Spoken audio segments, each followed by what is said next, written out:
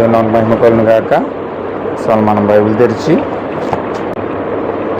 ఇర్మియా గ్రంథం 7వ అధ్యాయం మొదటి నుంచి. యెహోవా యొద్ద నుండి ఇర్మియాకు ప్రత్యక్షమైన వాక్కు. నీవు యెహోవా మందిర ద్వారమున నిలవబడి ఈ మాట అచ్చటనే ప్రకటించుము. యెహోవాకు నమస్కారం చేయుటకై ఈ ద్వారములలో బడి ప్రవేశించుచు యోధావారులారా యెహోవా మాట వినుడి. సైన్యములకు అధిపతి ఇజ్రాయేలు యొక్క దేవుడు నాకు యెహోవా ఇలాగు సెలవిచ్చుచున్నాడు. నేను ఈ స్థలమున మిమ్మును నివసింపచేయునట్లు మీ మార్గములను మీ క్రియలను దిద్దుకొనడి.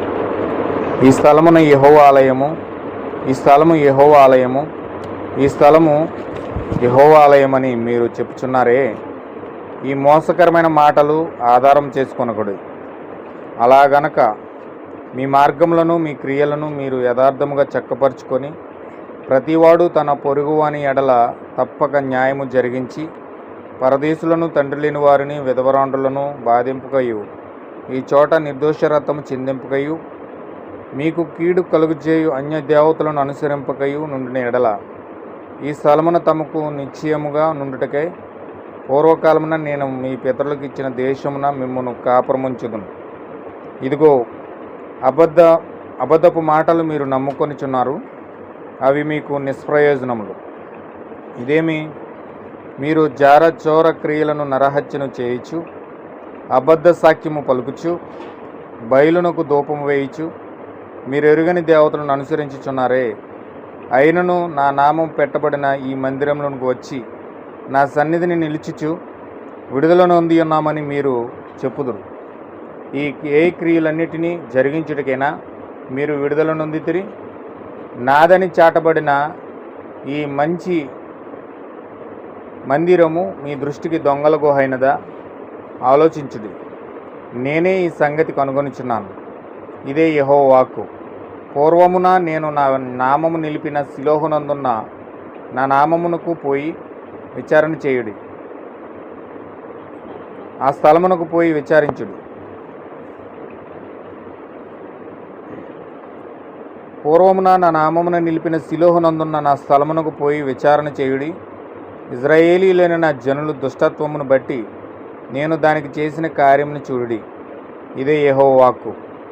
నేను మీతో మాట్లాడినను పెందలకాడి లేచి మీతో మాట్లాడినను మీరు వినకయు మిమ్మును పిలిచినను మీరు ఉత్తరమయ్యకయు ఉండిన వారే ఈ క్రియలన్నిటినీ చేసితిరి గనుక నేను షిలోహునకు చేసినట్లు మీకు ఆశ్రయమై నా నామము పెట్టబడిన ఈ మందిరమునకు మీకును మీ తండ్రులకును నేనిచ్చిన స్థలమునకు నేను అలాగే చేయుదును.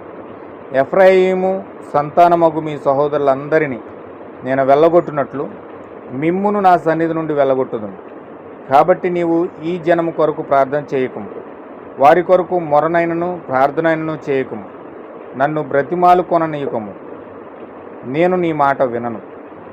యూదా పట్టణస్థుల్లోను యెరూషలేము వీధుల్లోనూ వారు చేయించిన క్రియలను నీవు చూచుచున్నావు కనుక కదా నాకు కోపము పుట్టించినట్లు ఆకాశపు దేవతకు పిండి వంటలు చేయవలెనని అన్య దేవతలకు పానార్పణములు పోయవలెనని పిల్లలు కట్టెలు ఏరుచున్నారు, తండ్రులు అగ్ని రాజబెట్టుచున్నారు, స్త్రీలు పిండి పిసుకుచున్నారు. నాకే కోపము పుట్టించినంతగా వారు దాన్ని చేయుచున్నారా? తమకే అవమానము కలుగునంతగా చేయుచున్నారు కదా. ఇదే యెహోవా వాక్కు. అందువలన ప్రభువగు యెహోవా ఇలాగు సెలవిచ్చుచున్నాడు. ఈ స్థలము మీదను నరుల మీదను జంతువుల మీదను పొలముల మీద చెట్ల మీదను భూమి పంట మీదను నా కోపము నా ఉగ్రతను కుమ్మరించేదను. ఆర్పసఖ్యము కాకుండా అది మండును. సైన్యములకు అధిపతియగు ఇజ్రాయేలు దేవుడునగు యెహోవా ఇలాగు సెలవిచ్చుచున్నాడు. మీ దహన బలులను మీ బలులను కలిపి మాంసమును భక్షించుడి. నేను ఐగుప్తు దేశముల నుండి మీ పితరులను రప్పించిన దినమున దహన బలులను గూర్చి గాని బలులు గూర్చి గాని నేను వారితో చెప్పలేదు. అట్టివానిని గూర్చి నేను ఏ ఆజ్ఞ కూడా ఇయ్యలేదు. ఈ ఆజ్ఞ మాత్రమే నేను వానికి ఇచ్చి తిని, ఏదనగా నా మాటలు మీరు అంగీకరించిన ఎడల నేను మీకు దేవుడనై ఇందును, మీరు నాకు జనులై ఇందురు. మీకు క్షేమము కలుగునట్లు నేను మీకు ఆజ్ఞాపించుచున్న మార్గమంతటి యందు మీరు నడుచుకొనుడి. అయితే వారు వినకపోయిరి, చెవియొగ్గకుండిరి, ముందుకు సాగక వెనుక తీయచ్చు, తమ ఆలోచనలు బట్టి తమ దుష్ట హృదయము కాఠిన్యము అనుసరించి నడుచుకొనిచూ వచ్చిరి. మీ పితరులు ఐగుప్తు దేశముల నుండి బయలుదేరి వచ్చిన దినము మొదలుకొని నేటి వరకు మీరు వెనుదీయిచూ వచ్చిన వారే నేను అనుదినము పెందలకాడ లేచి ప్రవర్తలైన నా సేవకులందరినీ మీ వద్దకు పంపుచూ వచ్చి తిని, వారు నా మాట వినకయున్నారు, చెవి ఎగ్గకున్నారు, తమ మెడను వంచక మనసును కఠినపరుచుకొనిచున్నారు. వారు తమ పితరుల కంటే మరీ దృష్టులయ్యిరి. నీవు ఈ మాటలన్నీ వారితో చెప్పినను వారు నీ మాటలు అంగీకరింపరు. నీవు వారిని పిలిచినను వారు నీకు ఉత్తరమియ్యరు. గనుక నీవు వారితో ఇలాగూ చెప్పుము, వీరు తమ దేవుడైన యెహోవా మాట వినని వారు, శిక్షకు లోబడని వారు. కాబట్టి నమ్మకము వారిలో నుండి తొలగిపోయి ఉన్నది, అది వారి నోట నుండకుండా కొట్టివేయబడి ఉన్నది. తనకు కోపము తెప్పించి తాను తరము వారిని యెహోవా విసర్జించి వెళ్ళగొట్టుచున్నాడు. సియోను, నీ తల వెంట్రుకలు కత్తిరించుకొనుము, వాటిని పారవేయుము, చెట్లు లేని మెట్టల మీద ప్రలాప వాక్యమెత్తుము. యెహోవా ఇలాగు సెలవిచ్చుచున్నాడు, యోదావారు నా దృష్టికి చెడ్డ క్రియలు చేయుచున్నారు. నా నామము పెట్టబడిన మందిరము అపవిత్రపరచబడినట్లు వారు దానిలో హేయ వస్తువులుంచి ఉన్నారు. నేను ఆజ్ఞాపించని క్రియలను, నాకు తోచని క్రియను వారు చేసి ఉన్నారు. అగ్నిని తమ కుమారులను తమ కుమార్తెలను దహించుటకు బెన్ హిన్నోము లోయలోను తోపేతులోను బలిపీఠము కట్టుచున్నారు. కాలము సమీపించి ఉన్నది, అప్పుడు అది తోపీతు అని అయినను బెన్ హిన్నోము లోయ అయినను అనబడక వదలోయ అనబడును. పాతి పెట్టుటకు స్థలము లేకపోవుటకు తోపేతులో శవములు పాతి పెట్టబడును. ఇదే యెహోవా వాక్కు. ఈ జనులు శవములు ఆకాశ పక్షులను భూజంతువులకు ఆహారమగును. వాటిని తోలివేయువాడు లేకపోవును. ఉల్లాస ధ్వనియు ఆనంద ధ్వనియు పెండ్లి కుమారుని స్వరమును పెండ్లి కుమార్తె స్వరమును యోధా పట్టణముల్లోను యెరూషలేము వీధుల్లో లేకుండా చేసేదను. ఈ దేశము తప్పక పాడైపోవును. దేవుడు ఈ వాక్యము దీవించునుగాక. చిన్న ప్రార్థన చేసుకుందాం. గొప్ప దేవుడా, మహోన్నతుడా, సర్వశక్తిమంతుడా, సర్వాధికారి, జీవం కలిగిన ప్రభువా, కృపగలిగిన మా యేసు, నీ పరిశుద్ధ నామమునకు వందనాలు. ఉదయం ఇంతవరకు ప్రభువా మా సహోదరి శారదా గారి యొక్క గృహంలో పాటల ద్వారా నిన్ను ఆరాధించాము, స్తుతించాము, గణపరిచాము తండ్రి. ఉదయం ఈ సమయంలో కొంత వాక్యం నేను చదివినాను ప్రభువా. నువ్వు ఏదైతే చెప్పమన్నావో ఆ వాక్యంను నేను చదివినాను ప్రభువా. దేవా, నిజముగా ఈ వాక్యంతో వారితో మాట్లాడండి. దేవా, నిజముగా నీవే ప్రభువా ఈ బిడ్డలతో మాట్లాడి దేవుడు అయి ఉన్నావు. నిన్నే వారు ఆహ్వానించారు ప్రభువా. నీ వాక్యమును వారు ఆహ్వానించారు ప్రభువా. వారి జీవితాలు మీరు కార్యం చేయమని మీకు అప్పగిస్తూ, ఓ దేవ, పరిశుద్ధాత్మ ద్వారా వారిని సంధించమని, ఓ దేవ, నీవే మహిమ ఘనత ప్రభావాలు పొందుకోమని ప్రభువుని యేసుక్రీస్తు నామములో ప్రార్థిస్తూ ఉన్నాను తండ్రి. ఆమేన్. హల్లెలూయా. ప్రభువుని యేసుక్రీస్తు నామమునకు మహిమ కలుగును గాక. గృహంలోకి వాక్యము వినడానికి మీరు ఆహ్వానించిన ఆహ్వానాన్ని బట్టి ప్రభువుని యేసుక్రీస్తు నామములో వందనాలు తెలియజేస్తున్నానండి. మీ అందరికీ కూడా నా వందనాలు. యాక్చువల్గా ఈరోజు నేను కొద్దిగా చాలా అలసట కొంచెం చెంది ఉన్నాను. ఎండలో తిరిగి కొంచెం అలసిపోయాను. శారదమ్మ గారు అడిగిన వెంటనే నేను రేపుడికి వాయిదా తీసేసాను వెంటనే. అయితే వెంటనే పరిశుద్ధాత్మ నాకు ఏమని చెప్పిందంటే, వాళ్ళ ఆసక్తిని చల్లార్చొద్దు, వెళ్ళు అనే ఒక ప్రేరేపణ నాలుగు జీవితంలో కలిగింది. వెంటనే కొంచెం ఆలోచించి ఒక చిన్న గ్యాప్ ఇచ్చి ఆమెతో సరే అమ్మ వస్తాను, ఒక గంట ఇట్లా వస్తానని చెప్పి అన్నాను. అయితే అన్న తర్వాత నాకు ఒక ఆలోచన వచ్చింది. ప్రభువా, వారు పిలిచారు, వారు ఆశపడుతూ ఉన్నారు, వాళ్ళతో ఏం మాట్లాడను అని నేను వెంటనే ప్రార్థించినప్పుడు దేవుడు నా మనసులోకి ఇర్మియా గ్రంథం 7వ అధ్యాయం తీసుకొచ్చాడు. ఈ వాక్యాన్ని వారితో మాట్లాడు అని ఒక చిన్న ప్రేరేపణ నాలో కలిగినప్పుడు మీ మధ్యలో ఈ వాక్యంను చదివి వినిపించి మాట్లాడుతూ ఉన్నాను. దేవుడి వాక్యము దీవించాలి, అభిషేకించాలని మన మధ్యలో కోరుకుందాం. హల్లెలూయా. మీ ఆసక్తిని బట్టి దేవుడు మీ ఆసక్తిని చల్లార్చకుండా ఉండాలనే ఉద్దేశంతో దేవుడు అలసిపోయినా నన్ను తీసుకొచ్చాడు. అందుని బట్టి దేవుడి నామమునకు మహిమ కలుగును గాక. చూడండి, ఇక్కడ 7వ అధ్యాయం మనం చదువుకున్నాం బైబిల్ గ్రంథంలో. ఇర్మియా ఇక్కడ చాలా వేదనతో, చాలా బాధపడుతూ, దుఃఖముఖులై, ప్రలాపిస్తూ, మాట్లాడుతున్న విషయాలండి. హల్లెలూయా. ఇక్కడ ఇర్మియా అనగా అర్థం ఏంటంటే ఏడ్చు ప్రవర్తన అన్నమాట. అతను నిరంతరము కూడా చాలా దుఃఖించాడు, చాలా వేదన పడ్డాడు. చాలా అతను అందరి ప్రవర్తనల కల్లా ఎక్కువగా కన్నీళ్లు పెట్టి జనుల కోసం ప్రార్థిస్తూ కన్నీటితో ప్రతి క్షణము కూడా దుఃఖపడుతూ ఎక్కువగా ఏడ్చి ప్రసంగం చేసిన వ్యక్తి ఎవరంటే ఇర్మియా అండి. జనుల కోసం ఎక్కువ ఏడ్చేవాడు, బాధపడేవాడు, చాలా దుఃఖపడేవాడు, చాలా ఆవేదన చెందేవాడు అతను. ఇతను ఈ ఇర్మియా గ్రంథం అంతా కూడా చాలా ఏడ్పుతో కూడిన వేదనతో కూడిన గ్రంథం ఈ యొక్క బైబిల్ గ్రంథంలో రాయించాడు ఆయన. హల్లెలూయా. ఎందుకు అలా ఏడుస్తూ ఉన్నాడంటే ఎంతో ప్రేమించి దేవుని యొక్క పిల్లలను, దేవుని యొక్క కుమార్తెలను, దేవుని యొక్క కుమారులను తన స్వహస్తాలతో చేసుకొని అద్భుతముగా ఏదైనా తోటలో పెట్టి వారికి వాక్యాన్ని ఇచ్చి ఆయన వారిని ఎంతో ఉన్నతమైన స్థానంలో చూడాలనుకున్నాడు. దేవుని యొక్క పిల్లలను, కుమారులను, కుమార్తెలను కూడా ఆయన ఎంతగా ఉన్నతమైన స్థానంలో చూసుకోవాలనుకున్నాడంటే ఆయన దేవుని తర్వాత దేవుళ్ళ ఉండే స్థానంలో దేవుని పిల్లలను పెట్టాడండి. ఆమేన్. హల్లెలూయా. అంటే ఈ ప్రపంచాన్ని శాసించే విధంగా ఈ ప్రపంచానికి రూలర్స్గా రాజరికపు ఆ యొక్క రాజరికము ఈ ప్రపంచంలో వెదజల్లడానికి వాళ్ళకి రాజకుమారులుగా దేవుడు ఈ ప్రపంచాన్ని సృష్టించి ఈ ప్రపంచానికి అధిపతులుగా దేవుని కుమారులను, కుమార్తెలు పెట్టాడు. హల్లెలూయా.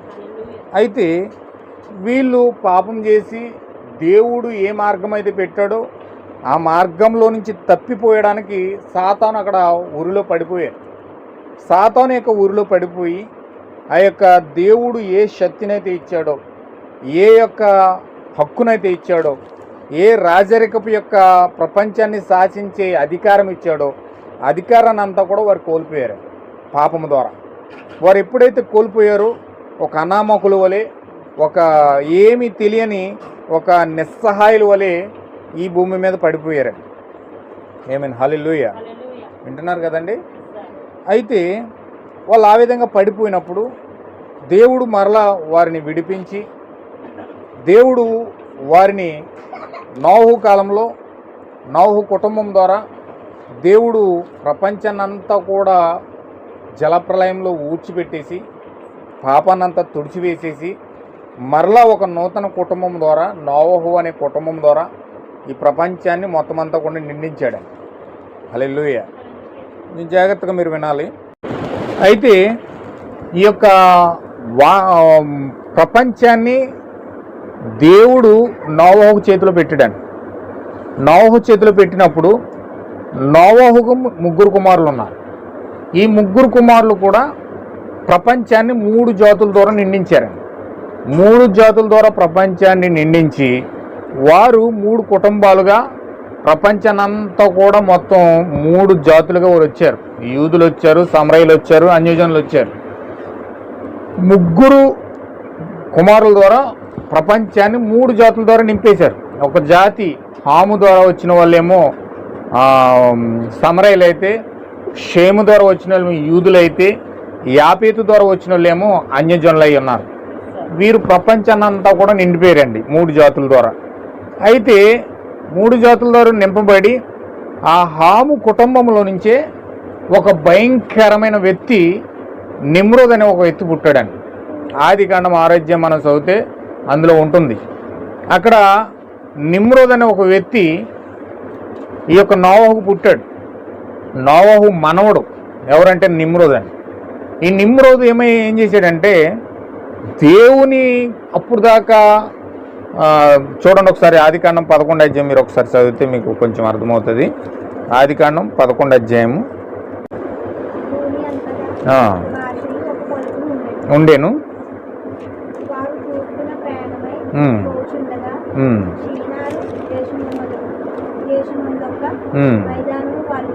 కనబడేను.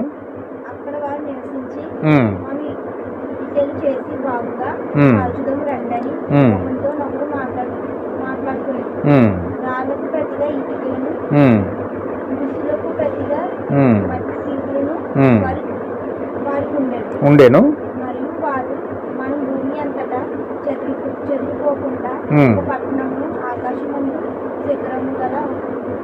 గోపురము కట్టుకుని పేరు సంపాదించుకుంటాను అంటే మాట్లాడుకునగా యెహోవా నరుల కుమారులు కట్టిన పట్టణమును గోపురం చూడ దిగి వచ్చాను. అప్పుడు యెహోవా ఇదిగో జనము ఒకటే, మనందరికి భాష ఒకటే, వారి ఈ పని ఆరంభించి ఉన్నారు. ఇక మీదట వారు చేయదలచు ఏ పని చేయకుండా వారికి ఆటంకం ఏమీ ఉండదు. కనుక మనము దిగిపోయి వారిలో మాట ఒకరికి తెలియకుండా అక్కడ వారి భాషను తారుమారు చేయదలని అనుకునేను. అలాగే యెహోవా అక్కడ నుండి భూమి అంతటా వారిని చెదరగొట్టాడు. కనుక వారు ఆ పట్టణమును కట్టుట మానేరు. దానికి బాబేలు అని పేరు పెట్టాను. ఎందుకంటే అక్కడ యెహోవా ప్రజలందరినీ భాషను తారుమారు చేసింది. అక్కడ నుండి యెహోవా భూమి అంతటా వారిని చెదరగొట్టాడు. ఇదన్నమాట ప్రారంభానికి జనులు చెదిరిపోవడానికి గల ప్రారంభము ఇక్కడ ఉందండి. ఆది కాండము 11వ అధ్యాయంలో దేవుడు నోవహు మనవడు నిమ్రోద్ అనే వ్యక్తి దేవుడికి వ్యతిరేకంగా ఒక గోపురాన్ని కట్టడానికి ప్రయత్నం చేశాడు. గోపురం అంటే యాక్చువల్గా ఈ భూమి మీద పుట్టిన ప్రతి వ్యక్తి కూడా ఒక మందిరమై ఉన్నాడని దేవుడికి. భూమి మీద పుట్టిన ప్రతి వ్యక్తి ఏమై ఉన్నాడు? మందిరమై ఉన్నాడు. అందుకే పౌలు గారు చెప్పాడు, మీరు ఆయన ఆలయమై ఉన్నారని మీరు ఎరువురా అన్నాడు. అంటే మన హృదయమే దేవుని యొక్క ఆలయమై ఉన్నది. ఇప్పుడు ఆలయంలోనికి దేవుడు రావాలి. ఇప్పుడు ఈ మందిరం ఎందుకు నిర్మించుకున్నాడంటే దేవుడు ఈ మందిరంలో దేవుడు నివసించడానికి నిర్మించుకున్నాడు. అయితే ఈ యొక్క నిమ్రోద్ ఏం చేశాడంటే వాడు దేవుడుగా ఉండాలని భావించి వాడు మందిరంను తయారు చేసి ఆ మందిరంలో వాడు కూర్చుని ప్రపంచమంతటి చేత వాడు ఆరాధించబడాలని ఒక ఆకాంక్షతో వాడు ఒక మందిరాన్ని ఒక గోపురాన్ని కట్టడానికి ప్రయత్నం చేస్తూ ఉన్నాడు. మందిరం బయటేమో ప్రజలందరూ ఉంటారు, మందిరం లోపలేమో వీడుంటాడు. వీడు ప్రపంచం అంతటి చేత ఆరాధించబడాలని ఒక దేవుడిగా ఉండాలనే ఒక కోరికతో వీడు ప్రపంచాలన్నీ కూడా జయించి ఒక నియంతగా మారి ప్రజలందరినీ కూడా వాడి వైపు తిప్పుకుని గోపురం కట్టడం ప్రారంభించాడు. ఆ యొక్క మందిరం కట్టడం ప్రారంభించాడు. అయితే ఈ ప్రపంచానికి మందిరం ఒకటే ఉండాలి, ఆ మందిరము దేవుడిదై ఉండాలి, ప్రభు అయిన దేవుడిదై ఉండాలి. అయితే దానికి వ్యతిరేకంగా ఒక నూతన మందిరాన్ని నిర్మించి ఆ మందిరంలో మనిషి దేవుడు అవ్వాలనుకుంటా ఉన్నాడు. ఆమేన్, హల్లెలూయా. అయితే ఇక్కడ దేవుడు యొక్క ఆశయానికి దేవుడి యొక్క నిర్ణయానికి వ్యతిరేకంగా జరుగుతుంది కాబట్టి, దేవుడు వేసిన ప్రణాళికకు విరోధంగా జరుగుతుంది కాబట్టి దేవుడు ఏం చేశాడంటే ఆ యొక్క మందిరాన్ని ఆపేసి అప్పటి వరకు కూడా ఒకటే భాష ఉందండి. అప్పటి వరకు కూడా ఒకటే దేవుడిని నమ్ముతున్నారు ప్రపంచం అంతటి కూడా. ఇప్పుడు చూడండి, ఎన్నో వేల కోట్ల దేవుళ్ళు ఉన్నారు, వేల కోట్ల ప్రజలు ఉన్నారు, వేల కోట్ల మతాలు ఉన్నాయి. ఎవరు మతాన్ని వాళ్ళు ఆరాధిస్తూ ఉన్నారు, ఎవరు దేవుడిని వాళ్ళు పంచుకుంటూ ఉన్నారు. రకరకాల కార్యాలు ఉన్నాయి. ఒక్కొక్కరికి ఒక దేవుడు.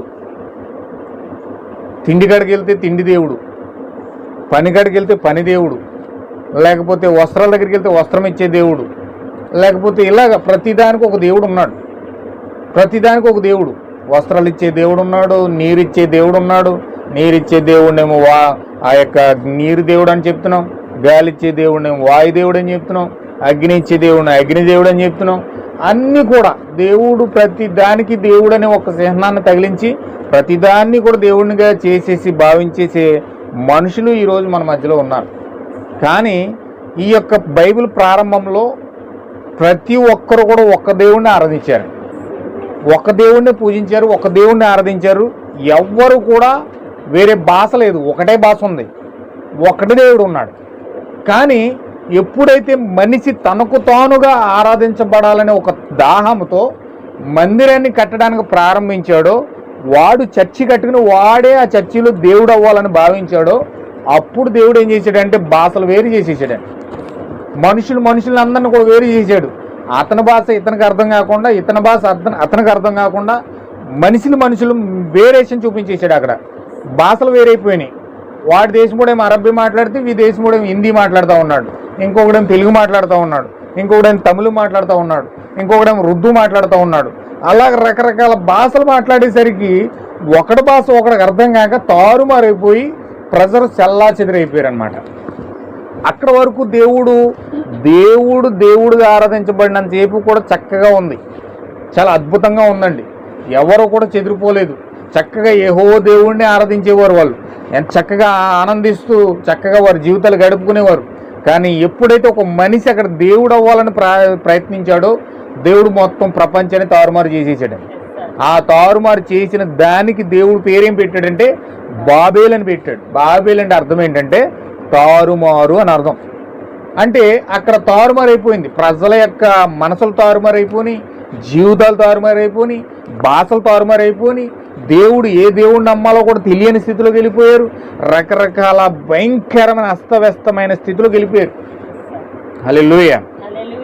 సేమ్ యాజ్ ఇట్ ఈస్గా ఎప్పుడైతే మన జీవితాల్లో కూడా మన జీవితాన్ని అక్కడ పునాది వేసి మన జీవితాలని అక్కడ స్టాండర్డ్గా నిలపాలి, మనం భయంకరంగా ఆ యొక్క దేవుని యొక్క వాక్యాన్ని కానీ శాసనాలను కానీ పక్కన పెట్టి మన నామాన్ని అక్కడ స్థాపించాలని మనం ఎప్పుడైతే ప్రయత్నం చేస్తామో మన మనసు కూడా అలా గలిబిలైపోద్ది, గందరగోళం అయిపోద్ది, మొత్తం కుటుంబమే విచ్ఛిన్నమైపోతుంది. హల్లెలూయా. ఆ యొక్క మనస్సాక్షి ఎల్లప్పుడూ కూడా రాకూడదు. ఆ వాక్యం ఎల్లప్పుడూ కూడా మనల్ని నడిపించాలి అని కోరుకోవాలి. దావీదు ఏం చెప్తా ఉన్నాడంటే యెహోవా నా కాపరి, నాకు ఏమి కలుగుదని చెప్తా ఉన్నాడు. యెహోవా నా కాపరి, ఇంకా నాకు ఏమి వద్దని చెప్తా ఉన్నాడు. అంటే దేవుడే నన్ను నడిపించేవాడు, దేవుడే నన్ను విడిపించేవాడు, దేవుడే నాకు ఆలోచన చెప్పినవాడు, ఆయనే నా కొండ, ఆయనే నా కోట, ఆయనే నా ఆశ్రయ దుర్గము అని ప్రతిసారి కూడా దేవుణ్ణే ముందు పెట్టాడు. కానీ ఎప్పుడు దావీదు ముందు ఉండక ప్రయత్నం చేయలేదు. దేవుణ్ణే ముందు పెట్టాడు కానీ దావీదు ఎప్పుడు ముందు ఉండడానికి ప్రయత్నం చేయలేదు. అందుకే ఎలుగుబంటి వస్తే ఎలుగుబంటిని చంపేశాడు, సింహం వస్తే సింహాన్ని 2 ముక్కలు కానీ చీల్చేశాడు. ఆఖరికి అతనికి ఎదురుగా గొల్లియాతు వస్తే కూడా ఒక చిన్న రాయి ముక్కతో అంత పెద్ద గొల్లియాతుని దవ్వేలు కింద పడేశాడు. చూసారా, దేవుణ్ణి మనం ముందు పెట్టినప్పుడు ఎలాంటి పరిస్థితి, ఎలాంటి క్లిష్టమైన సమస్య వచ్చినా అది మన చిన్న సమస్యను కూడా చిన్న రాయితో, ఒక ప్రత్యక్షత అనే రాయితో ఆ సమస్యను కొట్టి బయటికి తరిమేయించాను. అది క్యాన్సర్ అయినా, అది కరోనా అయినా, మలేరియా అయినా, అది డెంగ్యూ అయినా, అది ఎలాంటి సమస్య అయినా, అది మరణమే అయినా, ఏదైనా సరే దేవుణ్ణి ముందర పెట్టినప్పుడు అది ఓడిపోవలసిందే. ఆమేన్. హల్లెలూయా. దేవుణ్ణి ముందు పెట్టకుండా ఎప్పుడైతే నువ్వు ముందుండక ప్రయత్నం చేసావో నీ మనసంతా కూడా గలిబిలైపోద్దండి, మొత్తం భయంకరంగా విచ్ఛిన్నమైపోద్ది. అయిపోయి ఏంటి పరిస్థితి ఇలాగైపోయి, ఏంటి ఇలాగైపోయింది, ఏంటి పరిస్థితి ఇలాగైపోయిందని మనం ముందు కొట్టుకుంటా, బాధపడతా, ఇబ్బంది పడతా ఉంటాం. కానీ ఆ పరిష్కారం, ఆ యొక్క ప్రశ్నకు జవాబు దొరకదు. జవాబు ఎందుకు దొరకదంటే నీవు అక్కడ బాబేల్ అనే గోపురం కింద ఉన్నావు, మనస్సు స్థిమితం లేని స్థితిలో ఉన్నావు, భయంకరంగా తారుమారైపోయిన స్థితిలో ఉన్నావు. ఎందుకంటే నిన్ను నీవు స్థాపించుకోవడానికి ప్రయత్నం చేస్తున్నావు కానీ అక్కడ దేవుణ్ణి పెట్టడానికి ప్రయత్నం చేయట్లే. దేవుణ్ణి ఎప్పుడైతే పెట్టావో దావీదు వలె విజయం సాధిస్తావు. కానీ దేవుణ్ణి పెట్టలేని క్షణంలో ఆ నిమ్రోదు ఎప్పుడైతే తనను తాను పెట్టుకోవడానికి ప్రయత్నం చేశాడో వెంటనే ప్రపంచమే గలిబిలైపోయింది, కుటుంబం గలిబిలైపోయింది, మనసులు గలిబిలైపోయినాయి, భాషలు మారిపోయినాయి, అన్నీ కూడా మొత్తం సిద్ధులయ్యే అవస్థలు గెలిపోయినాయి. ఆమేన్. హల్లెలూయా. చాలా జాగ్రత్తగా మీరు గమనించాలి. దేవుణ్ణి ముందు పెట్టినప్పుడు మాత్రమే మన జీవితంలో ఒక విజయానికి నాంది పలకొచ్చు. ఒక విజయం పొందుకోవాలంటే ఖచ్చితంగా అక్కడ దేవుడు ఉండాలి. చూడండి, ఎలుగుబంటి వచ్చింది, ఒక కరోనా వచ్చింది, ఎలుగుబంటి లాంటి కరోనా వచ్చింది. ఆ కరోనాను కూడా మొత్తం ఒక తన్నొచ్చు. ఒక గొల్లియాతు వచ్చాడు. ఆ గొల్లియాతు ఎంత పెద్ద గొల్లియాతు అంటండి, 14 అడుగులు ఎత్తులో ఉన్నాడట. గొల్లియాతు 14 అడుగులు ఎత్తు అండి. 7 అడుగులు ఎత్తులో ఉన్న మనిషిని చూస్తేనే మనకు ఆటోమేటిక్గా ఇలా ఎత్తి చూడాలి. అలాంటి వాడు 14 అడుగులు ఎత్తున్నాడు. అతని యొక్క డాలు వేగం మంచం అంత ఉండొచ్చు, అంత డాల్ ఉందండి. అతని ఖడ్గం ఇంచుమించు ఒక 80 కేజీలు బరువు ఉన్నదంట. ఖడ్గం, ఇనప ఖడ్గం. అది జస్ట్ మొయ్యడకు కూడా పనికిరాడండి దావీదు. అది మొయ్యడకు కూడా పనికిరాడు. ఇలా పట్టుకుంటే మూల కూడా లెగదు. అంత 4 అడుగులు ఎత్తి ఏ పక్క వస్తాడండి, ఇలా కాలెట్కి గిర్ర తిప్పి దూరంగా బెడ్డ ముక్కిస్తున్నట్టు ఇసిరేయచ్చు. అంత బలశాలి గొలియాతు అండి. కానీ దేవుని యొక్క శక్తితో ఒక రాయి తీసుకుని ఆ రాయి గిర్ర తిప్పి ఎప్పుడైతే కొట్టాడో 14 అడుగులో ఉన్న గొలియాతు దావీదు కాలు మీద అడిపోడండి. అలా పడిపోయాడు, సాష్టాంగ నమస్కారం చేసినట్టు పడిపోయాడు. వెంటనే గొల్లియాత్ కత్తి తీసి అతను తలగా నరికేశాడు గొల్లియాత్. దావీదు చూడండి, ఒక్క 4 అడుగులు వెత్తి 14 అడుగులు వెత్తిని ఏ విధంగా చంపగలిగాడు అంటారు? అసలు చంపడానికి అసలు అవకాశం ఉందా? ఒక అవకాశమే లేదు. అతను కాళ్ళు గిరగిర తిప్పి ఎక్కడో దూరంగా ఇసిరేసి పడేసి అంత శక్తి సామర్థ్యాలు గొల్లియాతులో ఉన్నాయి. అయినప్పటికీ ఇతను ఏం ప్రారంభించాడు తెలుసండి? యుద్ధము నాదని చెప్పలే. అతనేం చెప్పాడు తెలిసిన? యుద్ధం యెహోవాదే, ఈ యుద్ధం చేయవాడు దేవుడు, నేను కాదు. నీవు దేవుడు ముందు నువ్వెంత సున్నతి లేనివాడు, నువ్వు పరిశుద్ధాత్మ లేనివాడు, నీవు ఈ యొక్క వాక్యం ముందు నిలబడే శక్తి సామర్థ్యాలు నీలో ఉన్నాయా? నీలో లేవు. నువ్వు ఓడిపోయిన శత్రువు, నువ్వు బలహీనమైన పాత్రవు, నువ్వు సున్నతి లేనివాడు దేవుడు ముందు ఎంత మాత్రం కూడా నిలబడలేడు. పరిశుద్ధాత్మ లేనివాడు దేవుడు ముందు ఎంత మాత్రం కూడా నిలబడలేడు. హల్లెలూయా. ఖచ్చితంగా దేవుడు ముందు నిలబడాలంటే పరిశుద్ధాత్మ ఉండాలండి. దేవుడు ముందు నిలబడాలంటే ఆత్మశక్తి ఉండాలి. దేవుడు ముందుకు వెళ్ళే ఒకే ఒక అర్హత పరిశుద్ధాత్మ అండి. పరిశుద్ధాత్మ లేకపోతే దేవుడు ముందుకు వెళ్ళడానికి అర్హత లేదు. అసలు నేను పట్టించుకోడు దేవుడు. అందుకే యూదులు దేవాలయంలోకి వెళ్ళాలంటే వారు సున్నతి చేయబడేవారు, సున్నతి చేసేవాడు దేవుడు. అలాగే మనము దేవుని యొక్క ఆలయంలోకి వెళ్ళాలంటే సున్నతి చేయబడాలి, పరిశుద్ధాత్మ బాప్తిజం పొందుకోవాలి. అప్పుడు ఆత్మ ద్వారా దానిలోకి మనం ప్రవేశించగలుగుతాం. చూడండి, నిమ్రోద్ అన్నవాడు ఏం చేశాడంటే తనను తాను స్థాపించుకోవడానికి ప్రయత్నం చేశాడు. ఎప్పుడైతే అలా ప్రయత్నం చేశాడో మొత్తం ఆ ప్రపంచమే గలిబిలైపోయి ప్రపంచం ఇప్పటికి ఇంకా తేరుకోలేదండి. ఆ నిమ్రోద్ కట్టిన దేవాలయం వల్ల ఇప్పటికి ప్రపంచం ప్రారంభమై దేవుని దృష్టిలో 6000 సంవత్సరాలు అయిపోయింది. ఈ 6000 సంవత్సరాలు అయిపోయినప్పటికీ కూడా ఇప్పుడు కూడా ప్రపంచం మానవాళి గాడిలో పడలేదండి. అప్పుడు గలిబిల్లో పడిన మైండ్, అప్పుడు గలిబిల్లో పడిన మార్గము, అప్పుడు గలిబిల్లో పడిన కుటుంబాలు, అప్పుడు గలిబిల్లో పడిన భయంకరమైన ప్రతి కార్యము కూడా ఇప్పుడు వరకు కూడా వారి స్థితిగతులు ఇంకా మార్చుకునే లేదు. ఎందుకంటే ఆ యొక్క మనిషి దేవుణ్ణి ముందు పెట్టడానికి బదులుగా తనను తాను పెట్టుకోవడం ప్రయత్నం చేశాడు. హల్లెలూయా. జాగ్రత్తగా మీరు గమనించండి కొన్ని విషయాలు. అయితే ఈ విధంగా కొనసాగుతున్నప్పుడు అతను ఒక వెలుగులోకి తీసుకొచ్చి ఏం చేశాడంటే అతను ఒక సూర్యదేవుడిని ఆరాధించేవాడు. అప్పుడు వరకు కూడా ప్రజలందరూ కూడా యెహోవా దేవుడిని ఆరాధించారు. కానీ ఈ యొక్క నిమ్రోద్ వచ్చి ఎవరిని ఆరాధించి మొదలుపెట్టాడంటే సూర్యుని ఆరాధించడం మొదలుపెట్టాడు. అంటే కనపడే దేవుడు అగ్నిదేవుడే దేవుడు. అందుకే ప్రతి ఫోటో వెనకాల మనం చూస్తాం, మీరు హిందువుల ఫోటోలు కానీ క్రైస్తవ ఫోటోలు కానీ యేసుక్రీస్తు ఫోటోలు కూడా దగ్గర కూడా మీరు చూడండి, వెనకాల పెద్ద సూర్యుడు బొమ్మ వేస్తాడు. అదిగోండి, అది చూడండి, అక్కడ ఇక్కడ సూర్యుడు, అక్కడ చంద్రుడు. చూసారా? ప్రతి ఫోటో వెనకాల ఒక సూర్యుడు వేస్తారు, ప్రతి ఫోటో వెనకాల కూడా ఒక చంద్రుడు ఉంటాడు. ఎందుకు ఇలా వేస్తున్నారంటే ఈ నిమ్రోద్ అనేవాడు ఏం స్టార్ట్ చేశాడంటే కనపడే సూర్యుడే దేవుడు, కనపడే చంద్రుడి దేవుడు, కనపడిన దేవుడు మనకు వద్దన్నాడు. యెహోవా అనగా కనపడిన దేవుడు, ఆయన అదృశ్యమైన దేవుడు, ఆయన దృశ్య రూపంలోకి రాలేదు. అందుచేత వీడేమన్నాడంటే కనపడే దేవుడిని మనం ఆరాధించాలి, కనపడే దేవుడు మనకు వద్దు. సూర్య చంద్ర నక్షత్రాలే మనకు దేవుళ్ళు, నక్షత్రాలు మనం ఆరాధించాలి. నవగ్రహాలు 9 గ్రహాలు ఉన్నాయి, ఈ నవగ్రహాలు మనం ఆరాధించాలి, సూర్యుని ఆరాధించాలి, చంద్రుడిని ఆరాధించాలని చెప్పేసి ఈ యొక్క చంద్రదేవుణ్ణి సూర్యదేవుణ్ణి ఆరాధించి అతను ఎలా చెప్పుకున్నాడంటే ఆ సూర్యుడు కనపడే దేవుడు శరీరంలో ఉండి నాలో బ్రతుకుతూ ఉన్నాడు, నేనే సూర్యుడిని అన్నాడు. హల్లెలూయా. అంటే సూర్యదేవుడే సూర్య భగవానుడు. ఎందుకంటే మీరు చూడండి, హిందువులు ఎక్కువ ఆరాధించేది ఎవరినంటే సూర్యుని ఆరాధిస్తారు. ఉదయాన్నే లేచి సూర్య నమస్కారం చేస్తారండి. ఉదయాన్నే లేచి సూర్య నమస్కారం చేసి దండం పెట్టుకుని ఆ కనపడే వెలుగు దండం పెట్టుకుని వచ్చి అప్పుడు మిగతా పనులు చేసుకుంటారు. హల్లెలూయా. ఎందుకంటే ఈ సృష్టిని నడిపిస్తున్నంత సూర్యుడని, అగ్నిదేవుడని. ఇప్పుడు ఈ సృష్టిని అంతా కూడా సూర్య చంద్ర నక్షత్రాలు నడిపిస్తున్నారని. ఇప్పుడు ఈ సూర్య చంద్ర నక్షత్రాన్ని ఖగోళ శాస్త్రాన్ని అతను వెలుగులో తీసుకొచ్చాడు. ఈ ఖగోళ శాస్త్రాన్ని తీసుకొచ్చి అందుకే ఆ ఖగోళ శాస్త్రం నుంచి మనకి మొట్టమొదటిగా ఆ యొక్క నిమ్రోదు ఏం తీసుకొచ్చాడంటే మనుషులకు జ్యోతిష్కుని తీసుకొచ్చాడు. హల్లెలూయా. వింటున్నారు కదండి? జ్యోతిష్కుని తీసుకొచ్చాడు.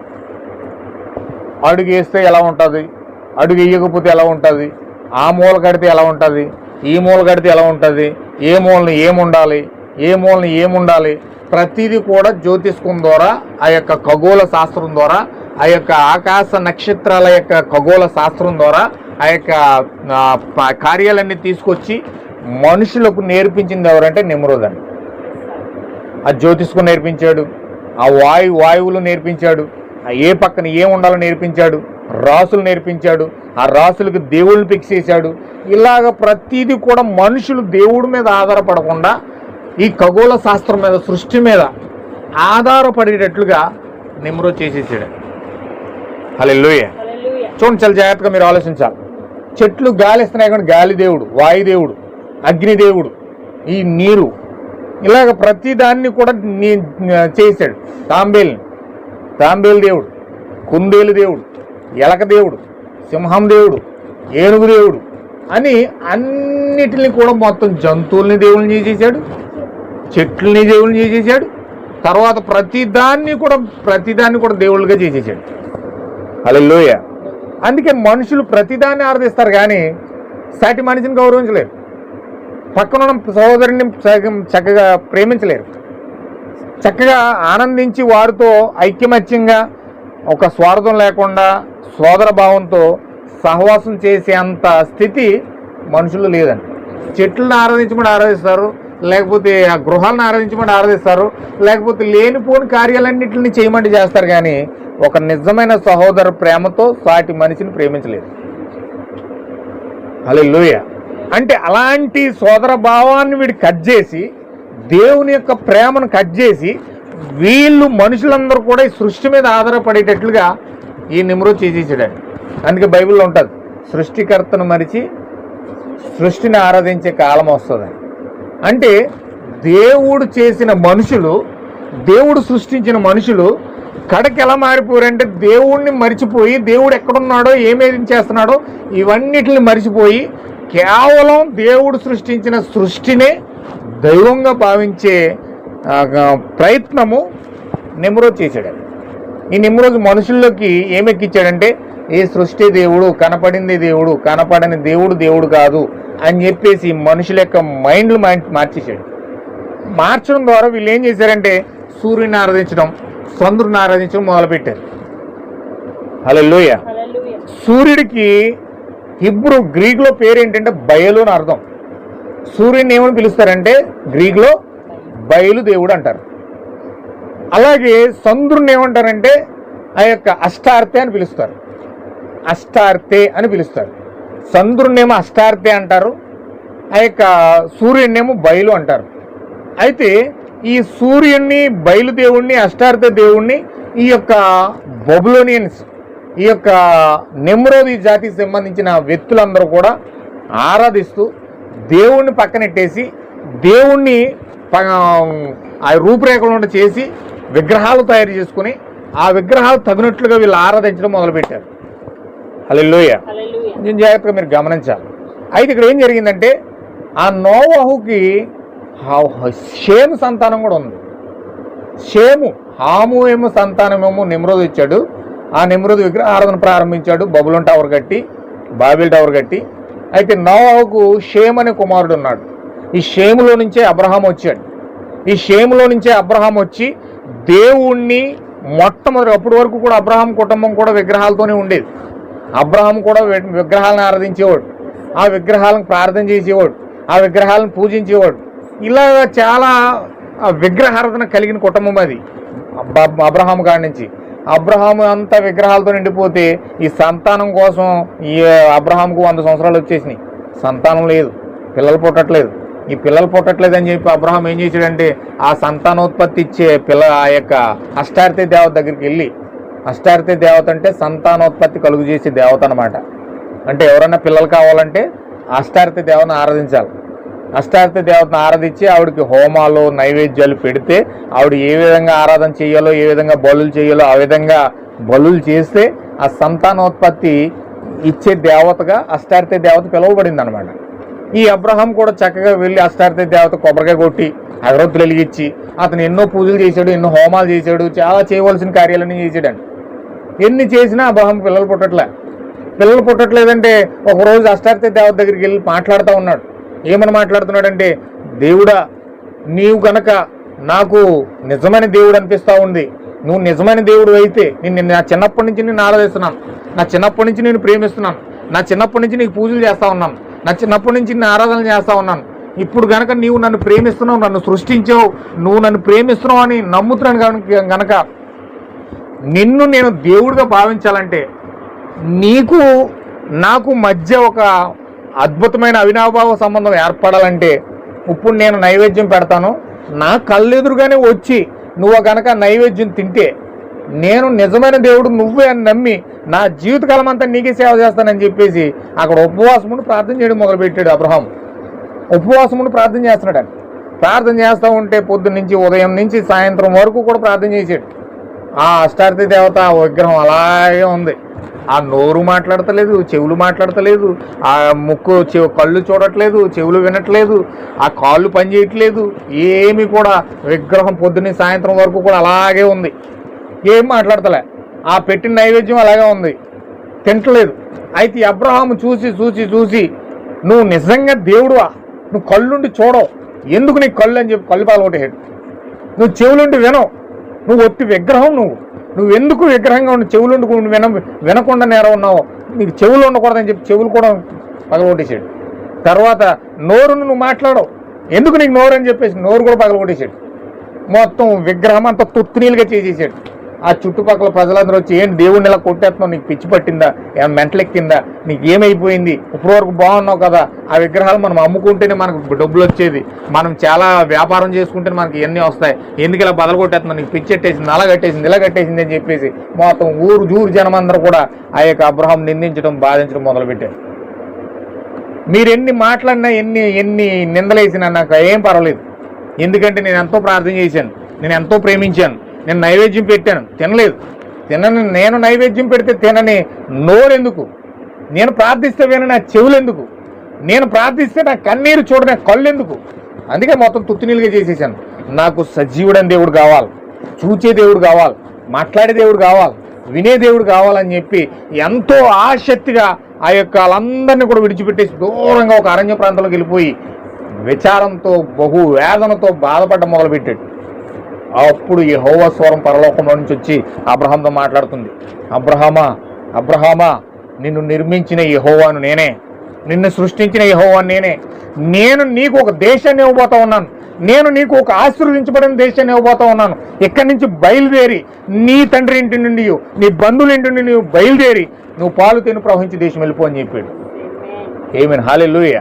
అయితే ఎప్పుడైతే ఆ విధంగా చెప్పాడు వెంటనే అక్కడి నుంచి బయలుదేరి పాలు తేనెలు ప్రవహించి దేశం వెళ్ళిపోయి అక్కడ స్థిరమైన స్థావరం ఏర్పాటు చేసుకుని ఆ మమ్రే గుడారం వేసుకుని అక్కడ నివాసం చేయడం మొదలుపెట్టాడు. హల్లెలూయా. అక్కడ దేవుడు దర్శనమిచ్చాడు అబ్రహాంకి, అక్కడ ఆ యొక్క స్థానంలో పెట్టాడు. 3 మనుషులు వచ్చి అబ్రహాంని కలిశారు, అబ్రహాంని ఆశీర్వదించారు, అక్కడ సంతానం ఇచ్చారు. ఆ సంతానం ద్వారా నేను భూమి ఆకాశ నక్షత్రాల వల్ల నీ పిల్లల్ని చేస్తానన్నాడు, ఇస్రాయేలు వల్ల చేస్తానని చెప్పాడు. ఎన్నో వాగ్దానాలు అబ్రహాముకు చేశాడు. అబ్రహాము చేసిన తర్వాత వాళ్ళందరూ కూడా ఆ పాలు తేనెలు ప్రవహించి దేశంలో చక్కగా ఉంటా ఉన్నారు. అబ్రహాముకి ఇస్సాకు పుట్టాడు, ఇస్సాకు యాకోబు పుట్టాడు, యాకోబుకు 12 మంది ఆ యొక్క కుమారులు పుట్టారు. ఆ 12 మంది కుమారులు పుట్టిన తర్వాత ఆ 11వ ఏసేపు అండి. ఏసేపు పుట్టిన తర్వాత అబ్రహాము ఇస్సాకుని కన్నాడు, ఇస్సాకు యాకోబుని కన్నాడు. యాకోబుకు 12 మంది పిల్లలు పుట్టారు. ఈ యాకోబుకు 12 మంది పిల్లలు పుట్టిన తర్వాత 11వ ఏసేపు అండి. 11వ ఏసేపు అయితే ఏసేపుకి చక్కగా దేవుడు మాట్లాడుతూ ఉన్నాడు. ఏసేపు దేవుడు మాట్లాడుతూ ఉన్నాడు. ఏసేపునే తండ్రి ఎక్కువ ప్రేమిస్తున్నాడు. తండ్రి ఎక్కువగా ఏసేపునే ప్రేమిస్తున్నాడు. ఏసేపుని ప్రేమించి ఒక 7 రంగుల వస్త్రాన్ని కుట్టాడు. చక్కగా దేవుడు ఇతనితో మాట్లాడుతున్నాడని చెప్పేసి ఏసేపు గుర్తించి, యాకోబు గుర్తించి అతనితోనే ఎక్కువ సహవాసం చేసేవాడు. దేవుడు కూడా అతనికి మంచి కళ్ళు ఇచ్చేవాడు. చక్కగా దేవుడు అతనితో మాట్లాడేవాడు. అతని భవిష్యత్తు అంతా కూడా ఏసేపుకు తెలియజేసేవాడు. ఈ కళ్ళన్నీ తీసుకొచ్చి యాకోబు అన్నదమ్ములు చెప్తుంటే ఏసేపు ఈ అన్నదమ్ములకేమో అసూయ వచ్చేసేది, చాలా బాధ వచ్చేసేది అండి, చాలా దుఃఖం వచ్చేసేది వాళ్ళకి. అంటే మా మీద ఇతను రాజు అయిపోతున్నాడా, మా మీద ఇతను రాజు అవ్వాలనుకుంటున్నాడా, మేము ఇతనికి మొక్కాలా అని చెప్పేసి మా మీద చిన్నవాడై ఉండి మేము పెద్దవాళ్ళు అయ్యి మాం కదా పెద్దవాళ్ళం అవ్వాలి, ఇతను ఎందుకు పెద్దవాడు అవుతాడని చెప్పేసి అతని మీద అసూయ వచ్చేసి ఒకనొక రోజు ఒంటరి సమయం చూసుకుని అతన్ని గోతులో పడేసేసారు. హల్లెలూయా. గోతులో పాడేసేసారు. గోతులో పాడేసేస్తే అక్కడ ఏం జరిగిందంటే అండి, ఆ గోతులో పాడేసిన తర్వాత ఒక ఇస్మాయిలుడు అటు నుంచి వస్తూ ఉంటే, ఈ యొక్క వ్యక్తులందరూ 11 మంది 10 మంది అన్నదమ్ములు కలిపి ఏం చేశారంటే ఈ యోసేపుని తీసుకెళ్ళి ఆ ఇస్మాయిలుడికి అమ్మేశారు. ఇస్మాయిలుడికి అమ్మేస్తే ఈ ఇస్మాయిలుడు తీసుకెళ్ళి ఆ ఫరో రాజు ఇంట్లో పనిచేసే పోతిఫర్కి అమ్మేశాడు. పోతిఫర్కి అమ్మేసిన తర్వాత పోతిఫర్ ఇంట్లో చక్కగా యోసేపు ఎదిగాడు. ఈ పోతిఫర్ మీద యోసేపు ఆ యొక్క పోతిఫర్ అలా ఆవిడ కన్నేసిందండి. వాళ్ళ భార్య ఆ యొక్క గృహంలో లేని సమయంలో యోసేపును పాడు చేయడానికి ప్రయత్నం చేసింది. యోసేపు నీతిమంతుడు కనుక చెడు ఆలోచనలు ఎటువంటివి కూడా అతను ఎక్కించుకోక కేవలం వాక్యం పైన ఆధారపడ్డాడు కాబట్టి ఇతను ఎల్లప్పుడూ కూడా ఎటువంటి ఆ యొక్క కామ సంబంధమైన ఆలోచనలు రాకుండా పరిశుద్ధాత్మ పైనే ఎక్కువగా ఆధారపడేవాడు. ఈమె చాలా ప్రేరేపించేసింది అతను పాడు చేయడానికి, ప్రేరేపించినప్పుడు అప్పుడు ఇతను ఏం చేశాడంటే ఒకనొక రోజు ఇల్లంతటి మీద అప్పచేసి పోతిఫర్ ఊరు వెళ్తే ఈమె ఏం చేసిందని దొరికింది అవకాశం అని చెప్పి గదిలోకి పిలిచి అతన్ని పాడు చేయడానికి చాలా ప్రేరేపించింది. అప్పుడు ఇతను ఏం చేశాడంటే ఆ యొక్క షర్ట్ వేసుకుంటే ఆ షర్ట్ ఇప్పడానికి ప్రయత్నం చేసింది, ఆమె గట్టిగా పట్టేసుకుంది.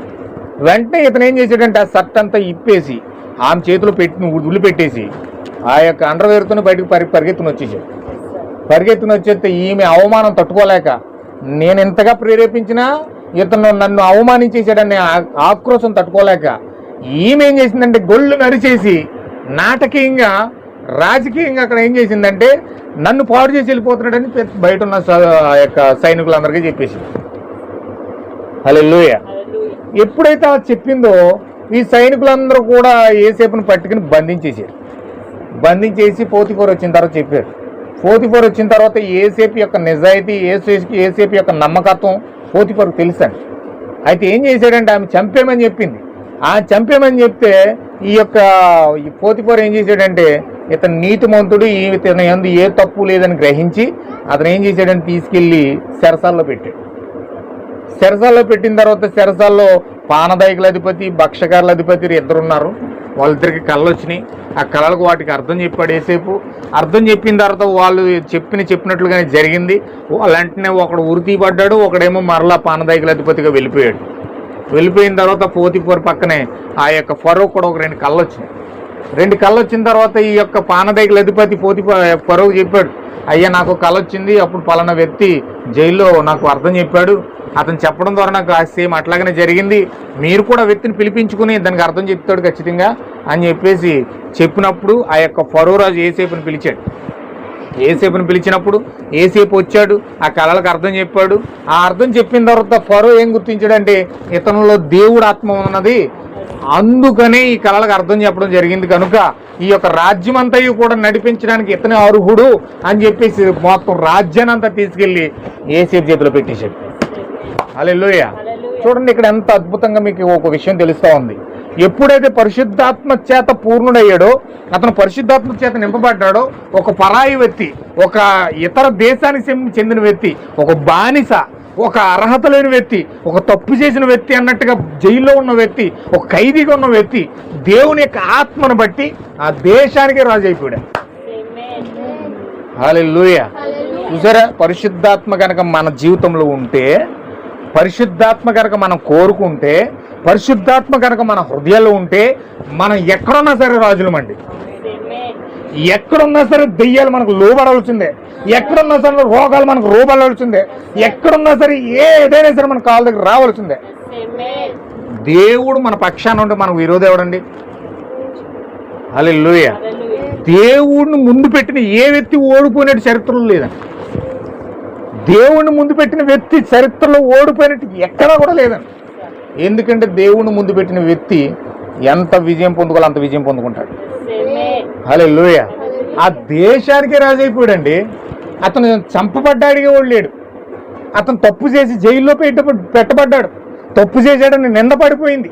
ఆమె తప్పు చేశాడు, నన్ను పాడు చేశాడు, చంపేయండి అని ఆ సైన్యం ముందు, ఆ దేశం ముందు కూడా ప్రతిజ్ఞ చేసింది. చంపకపోతే నేను గనక ఇంట్లో నుంచి వెళ్ళిపోతాను అన్నట్టుగా ఆమె దేశమే కూర్చుంది. అయినప్పటికీ అలాంటి పరాయి దేశంలో అమ్మబడ్డ ఒక బానిస ఆ దేశానికి రాజు అయిపోయాడంటే చూడండి. హల్లెలూయా. నిజముగా మన జీవితంలో కనుక దేవుడు ఉంటే విజయం ఖచ్చితంగా తర్జుమా. విజయం ఖచ్చితంగా మన జీవితంలో నెట్టుకుంటూ వస్తుంది. ఎందుకంటే దేవుడు మనలో ఉండాలి. మనము ఫస్ట్ ప్లేస్లో దేవుడిని పెడితే విజయం దాని అంతటా అదే వస్తుంది. చాలా జాగ్రత్తగా మీరు గమనించాలి. ఎప్పుడైతే ఏసేపు అలా పెట్టాడో ఏసేపు రాజు అయిపోయాడు. రాజు అయిపోయిన తర్వాత ఇప్పుడు ఇజ్రాయేల్ దేశం అంతయు కూడా ఏసేపుని బట్టి దీవించబడతా ఉంది.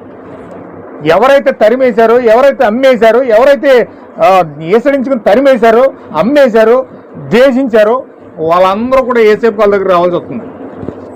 హల్లెలూయా. చూసారా, పరిశుద్ధాత్మ ఉంటే నిన్ను నిందించిన వాళ్ళు వచ్చి నీ కాళ్ళ దగ్గర పడతారు. నిన్ను బాధించిన వాళ్ళు వచ్చి నీ కాళ్ళ దగ్గర పడతారు. నిన్ను ఇబ్బంది పెట్టిన వాళ్ళు, నిన్ను అవమానపరిచిన వాళ్ళు, నిన్ను అనేక మాటల చేత నిందించి ఇబ్బంది పెట్టిన వాళ్ళు అందరూ వచ్చి నీ కాళ్ళ దగ్గర నివాసం చేస్తారు. అలా చేస్తాడు దేవుడు అని. అలా మార్చేస్తాడని పరిస్థితులన్నీ కూడా మార్చేస్తాడు. దేవుడు నీలో ఉంటే ఎలాంటి ఏ సమస్యను వచ్చి నీ కాళ్ళ దగ్గర పడాల్సిందే. అరే నేను ఇలా నిందించబడుతున్నాను, సమాజంలో నేను ఇలాగా అయిపోతుంది, నా బతుకు ఇలా పాడైపోతుంది, ఇలా నిందించబడుతున్నాను, ఏంటి బాధలు, ఏంటి కష్టాలు, మాకే వస్తున్నాయి కష్టాలు, మాకే వస్తున్నాయి బాధలను బాధపడుతూ ఉంటాం మనం. కానీ ఒక్క విషయం, బాధలని ఎందుకు వచ్చిందంటే, నిందలని ఎందుకు వస్తున్నాయంటే నిందించబడి, బాధించబడి, ఇబ్బంది పడి, కృంగి కుసించి బానిసగా అమ్మి వేయబడిన దేశపు పరిశుద్ధాత్మను బట్ట దేశానికి రాజు అయిపోయాడు. హల్లెలూయా.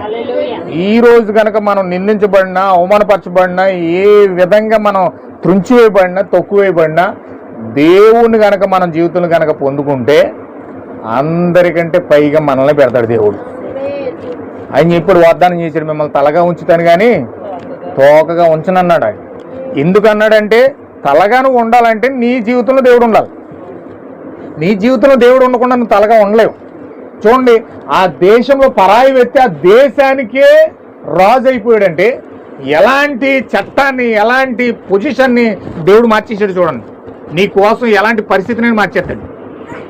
నీ కోసం దేవుడు సూర్యుని కూడా మార్చేస్తాడు. సూర్యుని కూడా స్థానభ్రంశం చేసేస్తాడు దేవుడు.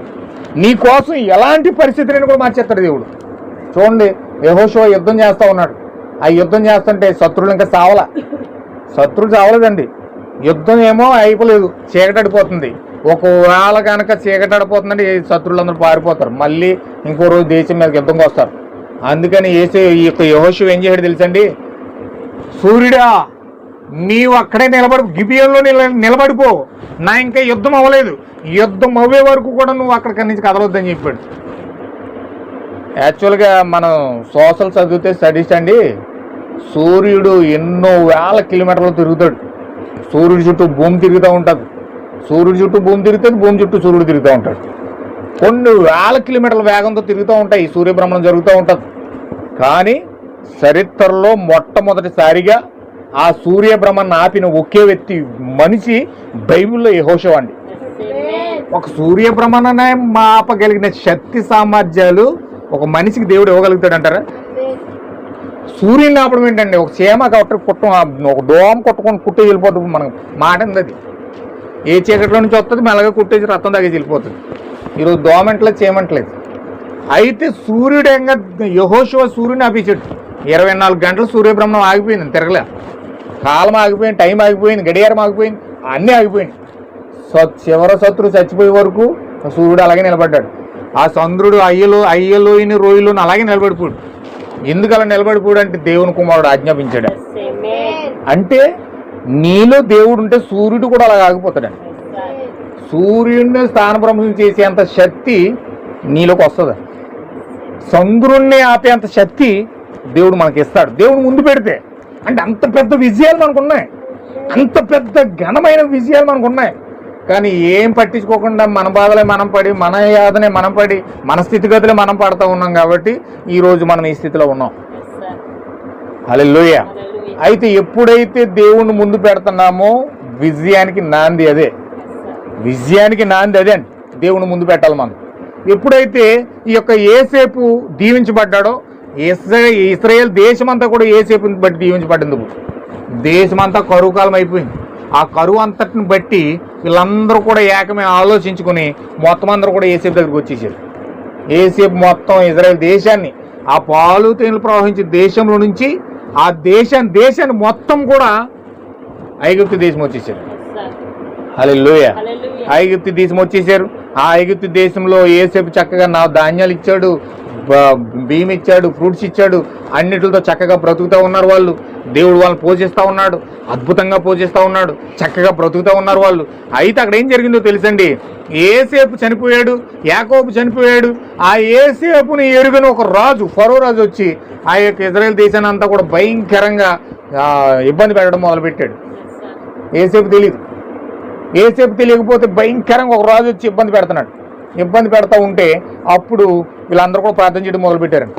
ఇజ్రాయెల్ ప్రజలందరూ ప్రార్థన చేస్తున్నారు, ఏంటి ప్రభువా, మాకు అబ్రహాం ద్వారా, ఇస్సాకు ద్వారా, యాకోబు ద్వారా, ఏసేపు ద్వారా మమ్మల్ని దీవించావు, మమ్మల్ని అద్భుతంగా ఆశీర్వదించావు, ఇప్పటి వరకు ఏ సమస్య లేకుండా ఉన్నాం, చాలా అద్భుతంగా బ్రతికాం, మాకు ఏ సమస్య లేదు, ఏ కొదువ లేదు, అద్భుతంగా మా పితరులు బట్టి బ్రతికాం, మాకు వాగ్దానం చేయబడిన భూములు లేకుండా వాగ్దాన దేశం విడిచిపెట్టి ఇక్కడ ఐగుప్తు దేశంలో మూలుగుతున్నాం.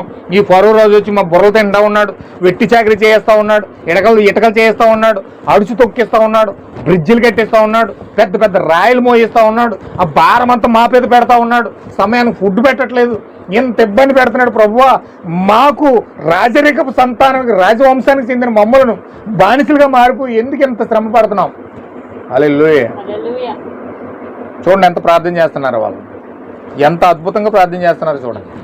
ఈరోజు మనం సమస్యలో ఉన్నామంటే మనకు గుర్తు రావాల్సిన ప్రార్థన అండి. ఏంటండి, మనం సమస్యలో ఉంటే గుర్తు రావాల్సిన ప్రార్థన. సమస్యలో ఉంటే మూలకలు లేడడం కాదు, లేకపోతే మా అమ్మ ఇవ్వలేదు, మా నాన్న ఇవ్వలేదు, మా అన్నయ్య ఇవ్వలేదు, వాళ్ళు ఇవ్వలేదు, వీళ్ళు ఇవ్వలేదు, మూలకెళ్ళి ఏడవడం కాదు, లేకపోతే ఏంటి మా బతుకులకి అయిపోయింది, ఏంటి మా స్థితిలకి అయిపోయిందని బాధపడడం కాదు, లేకపోతే ఏంటి మా పరిస్థితి ఇలాగ అయిపోయిందని బాధపడడం కాదు, ఏడవడం కాదు. ఒక నిజమైన జ్ఞానము కలిగిన స్త్రీ, పరిశుద్ధాత్మ కలిగిన పురుషుడు, దేవుని చేత ఎన్నుకోబడిన వ్యక్తి ఖచ్చితంగా సమస్య వచ్చినప్పుడు ప్రార్థన మీద ఆధారపడతాడట. హల్లెలూయా. దేని మీద ఆధారపడతాడండి? సమస్యకు పరిష్కారం ప్రార్థన.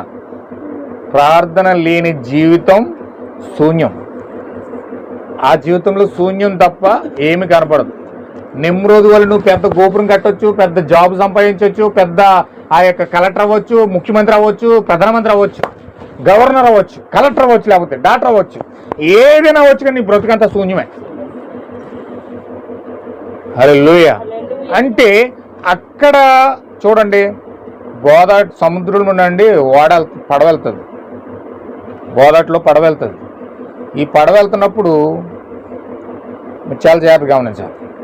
ఈ పడవ వెళ్తున్నప్పుడు పెద్ద పెద్ద కెరటాలు ఎత్తులో సముద్రంలో నుంచి గోదావరిలోకి పెద్ద పెద్ద కెరటాల కింద వచ్చేసినప్పుడు ఒక్క కెరటం, ఒక అల వచ్చి ఆ యొక్క పడవను ఒక్క దెబ్బ కొట్టేటప్పటికి అది ఇలా లేచిపోద్దండి, ఒకేసారి ఇలా లేచిపోద్ది. మళ్ళీ యువతల కెరటం వచ్చి ఇలా కొట్టేటప్పటికి మళ్ళీ ఇలా లేస్తుంది. అది 4 కెరటాలకు ఆటోమేటిక్గా దబ్బుడు పడిపోద్దండి, తిరగబడిపోద్ది. కానీ నిజమైన ఒక నావ నడిపే నావిక ఏం చేస్తాడంటే, ఈ యొక్క పడవ అటు ఇటు కెరటాలు కొట్టినప్పుడు దబ్బిడి పడిపోకుండా, తిరగబడిపోకుండా దానికి ఒక చుక్కాని పెడతాడండి. ఆ పడవకు ఒక చుక్కాని ఉంటుంది.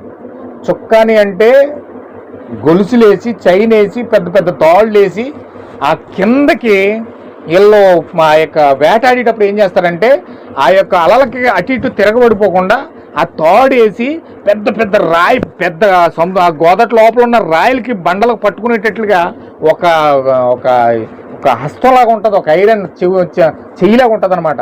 అది తాడిచ్చుకుని ఇలా లోపలికి వేసేటప్పటికి అది లోపలికంతా వెళ్ళి పెద్ద పెద్ద బండరాయిల్ని పట్టేసుకుంటుందండి. అలాగా దాన్ని చుక్కాని అంటారు. ఆ బండరాయిల్ని పట్టేసుకుని అది ఇలా కొట్టినప్పుడు అండి, అది ఇలా పడకుండా ఆ పగ్గంతో తాడు పట్టుకుంటుంది. ఆ పగ్గంతో తాడు ఎప్పుడైతే పట్టుకుందో ఎన్ని అలలు కొట్టినా సరే అది అలాగే ఉంటుంది.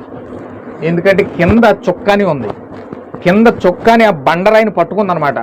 అంటే ఎంత పెద్ద కెరటం వచ్చినా అది అలాగే నిలబడుతుంది. ఎందుకంటే కింద చుక్కానితో ఆ యొక్క బండరాయికి తాడేసి కట్టి ఉందండి.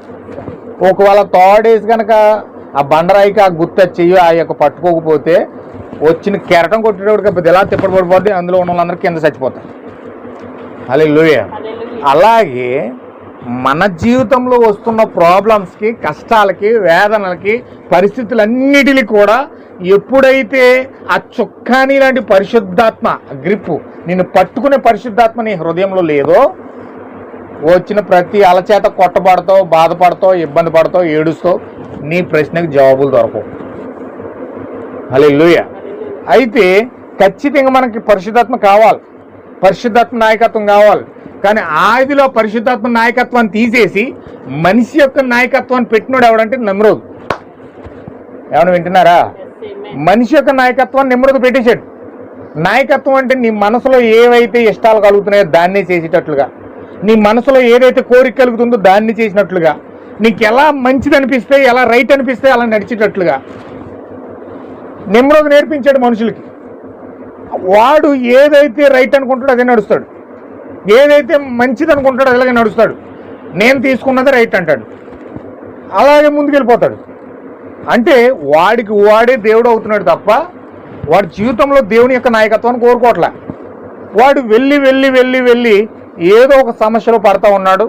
తర్వాత దాంట్లో నుంచి బయటికి రాలేక చాలా ఇబ్బందులకు ఎదుర్కోవాల్సి వస్తుంది.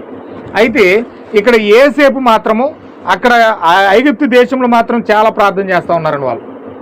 చూడండి, ఆ ప్రార్థన అనే ఒక నాయకత్వం లేకపోతే నిజంగా పరిశుద్ధాత్మ కలిగిన వాడు దేన్ని ఆధారం చేసుకుంటాడంటే ప్రార్థనే ఆధారం చేసుకుంటాడు. ఐ మీన్ హల్లెలూయా. నీలో పరిశుద్ధాత్మ ఉన్నది అన్నదానికి గుర్తు ఏంటంటే ప్రార్థన. ప్రతి సమయంలో కూడా ప్రార్థన చేస్తాం, ప్రతి సమయంలో కూడా ప్రతి దాని ప్రభువా ఈ జాబ్కు నేను అప్లై చేస్తూ ఉన్నాను, ఇది నీ చిత్తమా? హల్లెలూయా. ప్రభువా నేను ఇది చదవాలనుకుంటున్నాను, ఇది చిత్తమా? ప్రభువా నేను ఇలా వెళ్ళాలనుకుంటున్నాను, ఇది చిత్తమా? ప్రభువా నేను ఇది ఇలా మాట్లాడాలనుకుంటున్నాను, ఇది నీ చిత్తమా అని ప్రతిదీ కూడా దేవుని అడిగి ముందుకు వెళ్ళడానికి ప్రయత్నం చేస్తూ ఉంటాడు. హల్లెలూయా. వీళ్ళు ప్రార్థన చేస్తున్నారు, చాలా ప్రార్థన చేస్తున్నారు, చాలా దుఃఖంలోని ప్రార్థన చేస్తున్నారు, చాలా వేదనలోని ప్రార్థన చేస్తున్నారు. అప్పుడు దేవుడు వాళ్ళ ప్రార్థన విని దేవుడు మోషేని పంపించాడు. హల్లెలూయా. నీ ప్రార్థన యథార్థంగా ఉంటే ఖచ్చితంగా దేవుని చేత ఎన్నుకోబడిన ఒక ప్రవర్త, ఒక పాస్టర్ నీ గృహంలోకి వస్తాడు. హల్లెలూయా. ఎంతమందికి అర్థమవుతుందన్నమాట? ఖచ్చితంగా నీ ప్రార్థన యథార్థంగా ఉంటే, దేవుని వాక్యానుసారంగా ఉంటే దేవుడు అక్కడికి ఖచ్చితంగా దేవుని ఎన్నుకొనబడిన ఒక ప్రవర్త కానీ ఒక పాస్టర్ కానీ గృహాన్ని సందర్శిస్తాడు. హల్లెలూయా. అయితే ఎప్పుడైతే ఆ గృహంలోకి, ఆ యొక్క గ్రామంలోకి, ఆ పేటలోకి, ఆ యొక్క ఊరిలోనికి, ఆ దేశంలోకి ఎప్పుడైతే ప్రవర్త అడుగు పెట్టాడో వెంటనే వాళ్ళందరూ కూడా విమోచన మార్గాన్ని తెలియజేశాడు, రక్షణ మార్గాన్ని తెలియజేశాడు మోషే. అయ్యా మీరు ఇక్కడ ఉండవలసిన ప్రాంతం కాదు ఇది, మీరు ఐగుప్తు దేశం కాదు, అబ్రహాముకు మీకు వాగ్దానం చేసిన దేశం ఇది కాదు. దేవుడు అబ్రహాముకు పాలు తేనెలు ప్రవహించే దేశం ఇచ్చాడు, అక్కడ మీరు ఉండాలి, అక్కడ మీరు సంతోషంగా ఉంటారు, అక్కడ మీరు ఆనందంగా ఉంటారు. ఇక్కడ కాని దేశంలో మీరు ఉండి శ్రమల పాలు అవడం కంటే వేరే ప్రాంతం ఏమి లేదు, ఇక్కడ వేరే పరిస్థితి ఏమి లేదు. దయచేసి దేవుడు నన్ను పంపించాడు ఇక్కడికి, మీరు అందరూ కలిసి ఏకమై పాలు తేనెలు ప్రవహించే దేశం వెళ్ళిపోదాం రండి అని చెప్పేసి వాళ్ళందరినీ ఏకం చేశాడు. దీనికి ఫరో అడ్డు తగిలాడు. అడ్డు తగిలితే ఫరో మీద ఎన్నో శిక్షలు వచ్చినాయి, మరణంతో వచ్చింది, కప్పలు వచ్చినాయి, ఈగలు వచ్చినాయి, చాలా సమస్యలన్నీ తీసుకొచ్చి దేవుని ప్రజలందరిని విడిపించి ఎర్ర సముద్రం గుండా తీసుకెళ్ళి ఆ యొక్క పాలు తేనెలు ప్రవహించే దేశంలో పెట్టారు. హల్లెలూయా. ఏమైనా వింటున్నారా? ఇజ్రాయేల్ ప్రజలను విడిపించి ఒక దేశంగా ఏర్పరచబడి ఇప్పుడు వీళ్ళందరూ కూడా పాలు తేనెలు ప్రవహించే దేశంలో ఉన్నారు. పాలు తేనెలు ప్రవహించే దేశంలో అబ్రహాము వాగ్దానం చేయబడిన దేశంలో ఉన్నారు, ఆశీర్వదించబడిన దేశంలో ఉన్నారు. వీళ్ళు ఆశీర్వదించబడిన దేవుడి పోసిన భూమిలో ఉండి దేవుడి యొక్క ఆహారం తింటూ, దేవుడిచ్చిన నీళ్ళు తాగుతూ, ఆ పాలు తేనెలు ప్రవహించే దేశంలో దేవుడిచ్చే ధనధాన్యాలన్నీ వాళ్ళు తింటూ ఆనందిస్తూ దేవుని సన్నిధిలో వాళ్ళు ఉంటూ వీళ్ళు ఏం చేశారో తెలుసండి? ఇప్పుడు మన పాఠంలోకి వెళ్దాం. నేను ఒక 10 నిమిషాలు ముగిస్తాను, కొంచెం జాగ్రత్తగా మీరు ఇర్మియా గ్రంథం 7వ అధ్యాయం ఒక్కొక్కటి మీరు చదివినిపిస్తే నాకు నేను త్వరగా ముగించేస్తాను. ఒక 10 నిమిషాల్లో క్లోజ్ అయిపోద్ది. మీరు అందరూ తీయాలి. ఇర్మియా గ్రంథం చాలా జాగ్రత్తగా ఒక్కో లేఖనం బైబిల్ తీసి చదవాలి మీరు. ఇర్మియా గ్రంథం 7వ అధ్యాయం.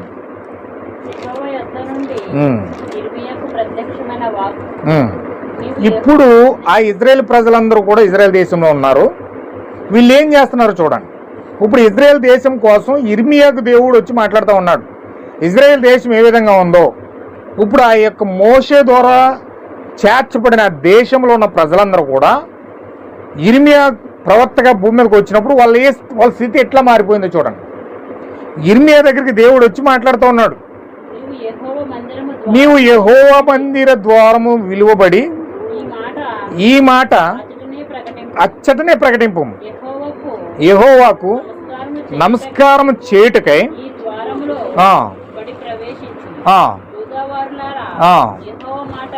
మీకు ఇది ఉపయోగపడుతుందేమో నాకు తెలియదు. దేవుడిని నేను ప్రార్థన చేసినప్పుడు, ప్రభువా ఏం చెప్పను ప్రభువా నాకు ఇది తెలియజేయి అని చెప్పి నేను ప్రార్థన చేసినప్పుడు దేవుడు నాకు ఈ వాక్యాన్ని మీకు చెప్పమని చెప్పాడు. నాకు తెలీదు, నేను ఈ మాటలు మీతో పలుకుతూ ఉన్నాను. నేను దేవుడి దగ్గర ప్రార్థన చేసి నేను వచ్చి ఈ మాటలు మీతో మాట్లాడుతున్నాను. మీరు జాగ్రత్తగా మీరు వింటే మీ జీవితంలో ఇది అవసరమో లేదో మీకు అర్థమవుతుంది. హల్లెలూయా. యెహోవా యొద్ద నుండి ఇర్మియాకు ప్రత్యక్షమైన వాక్కు ఇది. అంటే దేవుడు ఇర్మియా ద్వారా ఇజ్రాయేల్ ప్రజలతో మాట్లాడుతూ ఉన్నాడు. ఏమని మాట్లాడుతున్నాడంటే, ఇప్పుడు నీవు యెహోవా మందిర ద్వారం దగ్గర నిలబడి ఈ మాట అచ్చటనే ప్రకటించు, యెహోవాకు నమస్కారం చేయుటకే ఈ ద్వారంలో పడి ప్రవేశించు యోధావారులారా, యెహోవా మాట వినుడి. సైన్యములకు అధిపతి యెహోవా ఇజ్రాయేలు యెహోవా ఇలాగు సెలవిచ్చుచున్నాడు, నేను ఈ స్థలమున మిమ్మును నివసింప చేయనట్లు. ఆయన ఏం చెప్తున్నాడంటే, ఒకవేళ దేవుడు అబ్రహాముకి నేను ఆశీర్వదించి, అబ్రహాము ఇస్సాకు యాకోబులు దేవుడు నేను అబ్రహాముకు వాగ్దానం చేయబడినట్లుగా ఆ ప్రజలందరికీ వాగ్దాన దేశం ఇస్తానని, ఇది నీకును నీ జనమునికి ఇస్తానని వాగ్దానం చేశాను. ఒకవేళ ఆ వాగ్దానం నేను నిలుపుకోవాలంటే, ఆ వాగ్దాన ప్రకారంగా మీ ప్రజలందరూ కూడా ఈ ప్రాంతంలో మీరు నివాసించాలంటే ఫస్ట్ మీరు ఏం చేయాలంటే మీ మార్గాలను మీ క్రియలను దిద్దుకోవాలి. హల్లెలూయా. వింటున్నారండి? మీరు జాగ్రత్తగా వినాలి. ఈ మాటలన్నీ మీకోసమే, జాగ్రత్తగా వినాలి. ఈ స్థలము మిమ్మల్ని నివసింపచేయనట్లు మీ మార్గాలను మీ క్రియలను దిద్దుకోండి. ఏంట క్రియలు, ఏంట మార్గాలు? ఈ స్థలము యెహోవా ఆలయం, ఈ స్థలము యెహోవా ఆలయం, ఈ స్థలము యెహోవా ఆలయం అని మీరు చెప్పుచున్నారే.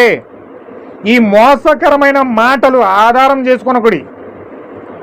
అలాగనక మీ మార్గములను మీ క్రియలను మీరు యథార్థముగా చక్కపరుచుకొని ప్రతివాడు తన పొరుగువాని ఎడల తప్పక న్యాయము జరిగించి పరదేశులను తండ్రి లేని వారిని విధవరాండ్రులను బాధింపకయు ఈ చోట నిర్దోష రక్తము చిందింపకయు మీకు కీడు కలుగు చేయు అన్య దేవతలను అనుసరింపకయు నుండిన ఎడల ఈ స్థలమున తమకు నిశ్చయముగా ఉండుటకే పూర్వకాలమున నేను మీ పితరులకు ఇచ్చిన దేశమున మిమ్మును కాపురముంచుదును. ఆమేన్. హల్లెలూయా. ఏమని వింటున్నారా?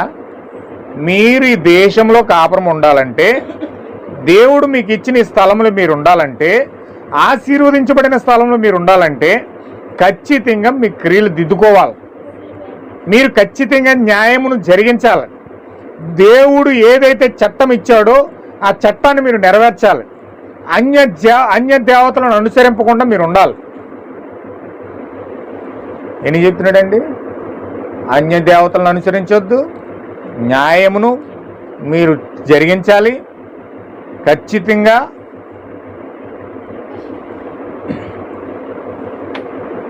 ఆయన ఏం చెప్తున్నాడు చూడండి. ఖచ్చితంగా మీ క్రియలను మీ మార్గాలను దిద్దుకోండి. మోసకరమైన మాటలు మీరు ఆధారం చేసుకోవద్దు. న్యాయమును జరిగించండి.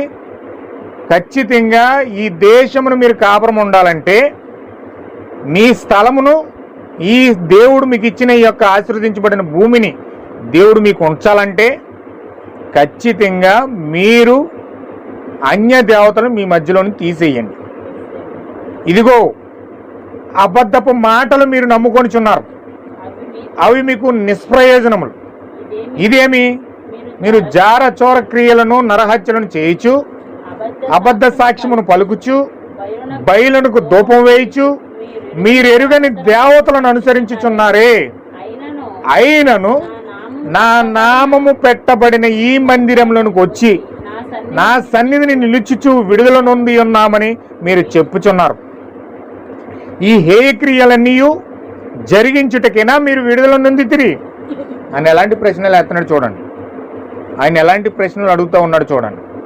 ఖచ్చితంగా ఆయన విడుదల నొందకుండా, రక్షించబడకుండా, మేము రక్షించబడ్డాము, మేము దేవుని పిల్లలము, మేము దేవుని యొక్క మందిరంలోకి వచ్చి ఉన్నాము, దేవుడి సన్నిధిలోకి వచ్చి ఉన్నాము అని మనం పలుకుతూ ఉన్నామంట.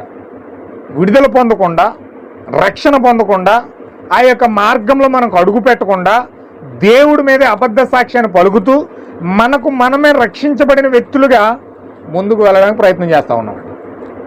కొంచెం జాగ్రత్తగా మీరు పట్టుకోవాలి. ఈ హేయక్రియలన్నీ జరిగించుటకైనా మీరు విడుదల పొందితిరి. నాదని చేతబడిన ఈ మందిరము మీ దృష్టికి దొంగల గుహైనదా? ఆలోచించుడి. నేనే ఈ సంగతి కనుగొన్నాను. ఇదే యెహోవా వాక్కు. పూర్వమున నేను నా నామమును నిలిపిన సిలోహునందున్న నా స్థలమునకు పోయి విచారణ చేయుడి. ఇశ్రాయేలీయులైన నా జనుల దృష్టత్వము బట్టి నేను దానికి చేసిన కార్యము చూడుడి. ఇదే యెహోవా వాక్కు. సిలోహు అనగా ఇశ్రాయేల్ దేశం. ఇశ్రాయేల్ దేశాన్ని ఏం చేశాడు దేవుడు? ఆ వాక్యాన్ని మీరినందుకు ఆ వాగ్దాన దేశంలో ఉండకుండా టైటస్ని పంపించి, ఆ నెబుకద్నెజరుని పంపించి మొత్తం ప్రపంచ దేశాలన్నిటినీ కూడా తరిమేశాడు. వారు వాక్యాన్ని ఇచ్చి, ఆస్తినిచ్చి, సిరి సంపదలు ఇచ్చి, వారిని ఎంతగానో ఆశీర్వదించి భూమి యొక్క ఉన్నత స్థలములను వారి మీద నిలిపి వారిని ప్రపంచానికే యజమానులుగా చేసి వారిని పాలు తేనెలు ప్రవహించి దేశంలో దేవుడు వారిని పెడితే వారు ఏం చేశారో తెలుసండి? విగ్రహాలు పెట్టి బయలుదేవుడికి, ఆ యొక్క సూర్యదేవుడికి, ఆ యొక్క అష్టారిత దేవత గుళ్ళు కట్టి వారు దేవుణ్ణి మరిచిపోయి దేవుణ్ణి ఆరాధించడం మానేసి వారు ఇష్టానుసారంగా విగ్రహాల వైపు తిరగడం మొదలుపెట్టారండి. హల్లెలూయా. దేవుడు సొమ్ము తింటూ దేవుడి యొక్క భూమిలో ఉండి, ఆశీర్వదించబడిన భూమిలో ఉండి, దేవుడి యొక్క ఆశీర్వదించబడిన భూమిలో ఉండి దేవుడి చేత నింపబడిన ఆశీర్వాదాల చేత వాళ్ళు అనుభవిస్తూ వారు విగ్రహాలను ఆరాధిస్తున్నారు. ఇది ఎంతవరకు కరెక్ట్ అండి? అసలు ఎంతవరకు ఇది దేవుణ్ణి వారిని కలిపే ప్రయత్నం ఎవరు చేయగలుగుతారు చెప్పండి ఒకసారి. దేవుడేమో వారిని ఆశీర్వదించబడిన భూమిలో పెట్టాడు. వారు మంచి మేళ్ళు పొందుకుంటా ఉన్నారు. పాలు తేనెలు ప్రవహించి దేశంలో ఉన్నారండి. వాళ్ళ కుటుంబాలు దీవించబడ్డాయి, వారి పిల్లలు దీవించబడ్డారు, వారి జీవితాలు దీవించబడ్డాయి. వారు ఆశీర్వదించబడిన భూమిలో ఉండి అత్యున్నతమైన స్థాయిలో ఉన్నారు. వాళ్ళు అన్నిటికంటే అత్యున్నతమైన స్థానంలో దేవుడు వాళ్ళని పెట్టాడు. అలాంటి స్థానంలో ఉన్న వాళ్ళు దేవుని పక్కనెట్టేసి దేవుడిని స్తుతించడం మానేసి, దేవుడిని ఆరాధించడం మానేసి, దేవుడికి చెందాల్సిన ఆరాధన అంతా, దేవుడికి చెందాల్సిన స్తుతులన్నీ కూడా అష్టారిత దేవతకును బయలుదేవుడికి వెళ్ళి అలా ఆరాధన చేస్తూ ఉంటే దేవుడు ఎలాగ ఓపు పట్టుకుని ఉండగలుగుతాడండి? ఒకసారి మీరు ఆలోచించండి. ఆయన వాగ్దానం చేయబడి అబ్రహాంకి, ఇస్సాకు, యాకోబుకి ఏదైతే వాగ్దానం చేశాడో వాగ్దానం చేయబడిన భూములకు వారిని తీసుకొచ్చి ఆశీర్వదించబడిన భూమిలో పెట్టి వాళ్ళని ఎంతగానో పై స్థితిలో పెడితే వాళ్ళు దేవుడిని మరిచిపోయి వాళ్ళ ఇష్టానుసారంగా వెళ్ళిపోయి బయలుదేవుడిని, అష్టారిత దేవుడిని ఆరాధించడం మొదలుపెట్టారని వాళ్ళు. దీన్ని ఎంత మాత్రం దేవుడు సహించగలుగుతాడు చెప్పండి? ఎంత మాత్రం దేవుడు ఒప్పుకుంటాడు చెప్పండి? ఎంత మాత్రం దేవుడు దాన్ని అంగీకరిస్తాడు చెప్పండి ఒకసారి? ఆయన ఎంత బాధపడుతున్నాడంటే ఆ దేశాన్ని మొత్తం చెల్లచెదరు చేసేసాడండి. నెబుకద్నెజరు వచ్చి ఆ మందిరం కూలగొట్టేశాడు, ఆ దేశాన్ని చెల్లచెదరు చేసేసాడు. మొత్తం చుట్టుపక్కల దేశాలన్నీ కూడా పారిపోయారండి. ఇప్పుడు చూడండి, ఈ భారతదేశంలో యూదులు ఉన్నారు. మీరు భారతదేశం వస్తే ఈ గుంటూరులో యూదులు ఉన్నారండి. అలా జర్మనీ వెళ్తే యూదులు ఉన్నారు, రోమ్ వెళ్తే యూదులు ఉన్నారు. ఆ ప్రతి దేశానికి కూడా యూదులు చెల్లాచెదరు అయిపోయారండి. వాళ్ళ సొంత దేశం, వాళ్ళు ఉండవలసిన దేశం ఏదంటే యెరూషలేం అండి. దేవుడు ఆ వంశానికి, అబ్రహాం యొక్క వంశానికి దేవుడు ఇచ్చిన దేశం ఏదంటే యెరూషలేం. కానీ యెరూషలేంలో లేరు ఈరోజు. ప్రపంచ దేశాలు పారిపోయి అక్కడ తలదాచుకుంటున్నారు. అంత కర్మేం పట్టింది వాళ్ళకి? అంత దౌర్భాగ్యమైన స్థితి ఎందుకు పట్టింది వాళ్ళకి అంటే దేవుడు ఇచ్చిన వాక్యాన్ని గైకొనక, దేవుడిచ్చిన మాటలు వినకుండా వారు విగ్రహాల వైపు మలుకున్నారు. ఆ బయలుదేవుడిని అష్టార్థి దేవుడిని ఆరాధించడం మొదలుపెట్టారు. అందుకని దేవుడు శిక్షించి ప్రపంచ 4 దేశాలకు పారిపోయేలా చేసేసాడు. ఇప్పుడు ఆ సిలోను జ్ఞాపకం చేసుకోమంటున్నాడు. ఇజ్రాయేల్కి జరిగించిన కార్యాలు, ఆ దుష్టాంతాలు చూడమంటున్నా ఉన్నాడు. ఇదే యెహోవా అని చెప్తా ఉన్నాడు. నేను మీతో మాట్లాడినను, పెందల కడలేసి మీతో మాట్లాడినను, మీరు వెనకయు మిమ్మును పిలిచినను, మీరు మీకు ఉత్తరమేకై ఉండిన వారే ఈ క్రియలన్నిటినీ చేసిద్దరు కనుక. చాలా మంది ఎంత వాక్యం చెప్పినా చెవినే పెట్టరు, అసలు వినరండి. దాన్ని అసలు ఆలకించరు. అది హృదయంలోకి తీసుకోరు. ఎంత గొంతు చెంచుకొని చెప్పినా సరే అది ఒక్క ముక్క కూడా హృదయంలోకి వెళ్ళను. ఎందుకు వెళ్ళదంటే ఆయన చెప్తున్నాడు, నేను మీతో మాట్లాడినను, పెందల కాడే లేచి మీతో మాట్లాడినను, మీరు వెనకయు మిమ్మల్ని పిలిచినను, మీరు ఉత్తరమేకయు ఉండిన వారే ఈ క్రియలన్నిటినీ చేసిరి కనుక. ఏ క్రియలు చేశారు? విగ్రహారాధన వైపు వెళ్ళిపోయారు. తమ మనసుకు నట్టునట్టు జీవించడానికి ప్రయత్నం చేశారు. వాళ్ళు ఎంత దేవుడు చెప్పిన ఆ యొక్క మార్గాలను సరి చేసుకోవడానికి కానీ, దేవుడు చెప్పిన ఆ యొక్క జీవితాలను సరి చేసుకోవడానికి కానీ వాళ్ళు ఎంత మాత్రం కూడా ఆసక్తి చూపించలేదండి. వాళ్ళకి అసలు ఇంట్రెస్ట్ లేదు, వాళ్ళకి అసలు ఆసక్తి లేదు దాని పట్ల. వాక్యం పట్ల ఆసక్తి కానీ, ప్రార్థన పట్ల ఆసక్తి కానీ, దేవుడు మోకరించి అడుగుదాం నా జీవితం ఏంటో, నా భవిష్యత్తు ఏంటో, దేవుడు నాకు ఏ విధంగా నిర్ణయించాడు, నా తలరాత్రి మార్చి రాసిన వాడు దేవుడు, ఆది అంతములు ఎరిగిన దేవుడు, నేను ఏ విధంగా పుట్టానో పెరుగుతున్న సమస్తం ఎరిగిన దేవుడు, ఆయన్ని నన్ను నడిపించాలి అని పూర్తిగా ఆయనకి అప్పగించుకోవడానికి బదులుగా వాళ్ళ సొంత అభిప్రాయాల మీద ఆధారపడడానికి ఇష్టపడతా ఉన్నారు. వాళ్ళ సొంత ఇష్టాలు నెరవేర్చుకోవడానికి ఇష్టపడతా ఉన్నారు. హల్లెలూయా. అందుకని అంటే నేను పెందలకాడే లేచి మీతో మాట్లాడినా మీరు వింటలేదు, మిమ్మల్ని పిలిచినా మీకు అసలు ఉత్తరం ఇచ్చట్లేదు, అసలు పిలిచిన లెక్క లేదు అసలు మీకు. హల్లెలూయా. ఈ క్రియలన్నింటినీ మీరు చేశారు కనుక నేను సిలోనుకు చేసినట్లు మీకు ఆశ్రయమైన నా నామము పెట్టబడిన ఈ మందిరమునకు మీకును మీ తండ్రులకు నేను ఇచ్చిన స్థలమునకును నేను కూడా అలాగే చేయుదును. ఇజ్రాయేల్కి ఏదైతే చేశాడో, ఇజ్రాయేల్కి ఏ విధంగా ఆ స్థలంలో తరిమేశాడో, అలాగే మనల్ని కూడా ఆత్మ సంబంధమైన స్థలాల్లో నుంచి, పరిశుద్ధమైన స్థలాల్లో నుంచి దేవుడు ఏదైతే ఆశీర్వాదం అని చెప్పాడో దానిని నీవు పొందుకోనివ్వకుండా ఎలా చెయ్యాలో దేవుడు చేస్తాడని. అసలు నీ జీవితంలో ఆశీర్వాదం అంటే ఏంటో కూడా చూడవు. హల్లెలూయా. అసలు నీ జీవితంలో అద్భుతం అంటే ఏంటో కూడా తెలియదు. నీ జీవితంలో దేవుడు చేసిన మేలంటే ఏంటో కూడా తెలియదు. నీ జీవితంలో దేవుడు చేసిన ఆ కార్యాలు ఏంటో కూడా నీ కళ్ళుతో చూడలేవు. అంతగా దేవుడు నిన్ను శిక్షిస్తాడు. అంతగా దేవుడు నిన్ను ప్రపంచ దేశాలకి తరిమినట్లుగా నిన్ను కూడా ఇంట్లోని తరిమేస్తాడు. హల్లెలూయా. సంఘాలను తరిమేస్తాడు. అసలు పరిశుద్ధమైన స్థలంలోకి రానేయడు. చాలామంది దేవుడి సన్నిధికి వెళ్దాం అనుకుంటారు కానీ రాలేరండి. ఎందుకంటే దేవుడే రానేడు. దేవుడే రానేయడండి. అడ్డు పెట్టేస్తాడు, అడ్డు కట్టేస్తాడు, ఏదో అడ్డేస్తాడు. ఎందుకు అడ్డేస్తున్నాడంటే నీవు వెళ్ళడానికి నీకు అర్హత లేదు. దేవుడు ఆపేస్తున్నాడు అక్కడ. పరిశుద్ధమైన వాక్యం వినడానికి కానీ, దేవుడి యొక్క పరిశుద్ధత వినడానికి కానీ, పరిశుద్ధాత్మ పొందుకోవడానికి కానీ, ఆ మేలులు పొందుకోవడానికి కానీ, ఆశీర్వాదం పొందుకోవడానికి కానీ నీకు అర్హత లేదు. దేవుడే ఆపేస్తున్నాడు దాన్ని. ఎందుకు ఆపేస్తున్నాడంటే నీవు దేవుడు చెప్పిన మాటను వినడానికి బదులుగా నీ సొంత క్రియలపైన దృష్టి పెట్టావు, నీ సొంత ఆలోచనలపైన దృష్టి పెట్టావు, నీ సొంత పనులపైన దృష్టి పెట్టావు. అందుకనే దేవుడు అడ్డేసి నిన్ను ఆ పరిశుద్ధమైన స్థలంలోకి రాకుండా ఆపేస్తున్నాడు. హల్లెలూయా. దేవుడే ఇజ్రాయేల్ దేశానికి ఏం చేశాడో నీకదే చేస్తాడు. ఆయన న్యాయకర్త, ఆయన న్యాయమును జరిగించేవాడు, ఆయన న్యాయమును ప్రేమించేవాడు.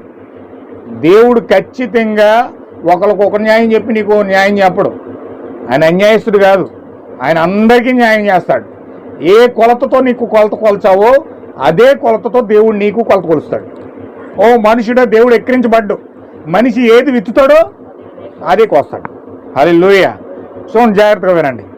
ఎఫ్రాయిము సంతానమగు మీ సహోదరులందరినీ నేను వెళ్ళగొట్టినట్లు మిమ్మును నా సన్నిధి నుండి వెళ్ళగొట్టేదను. చూడండి ఆయన మాటలు చూడండి ఎలా ఉన్నాయో. ఆయన గంభీరమైన మాటలు ఎలా ఉన్నాయో చూడండి.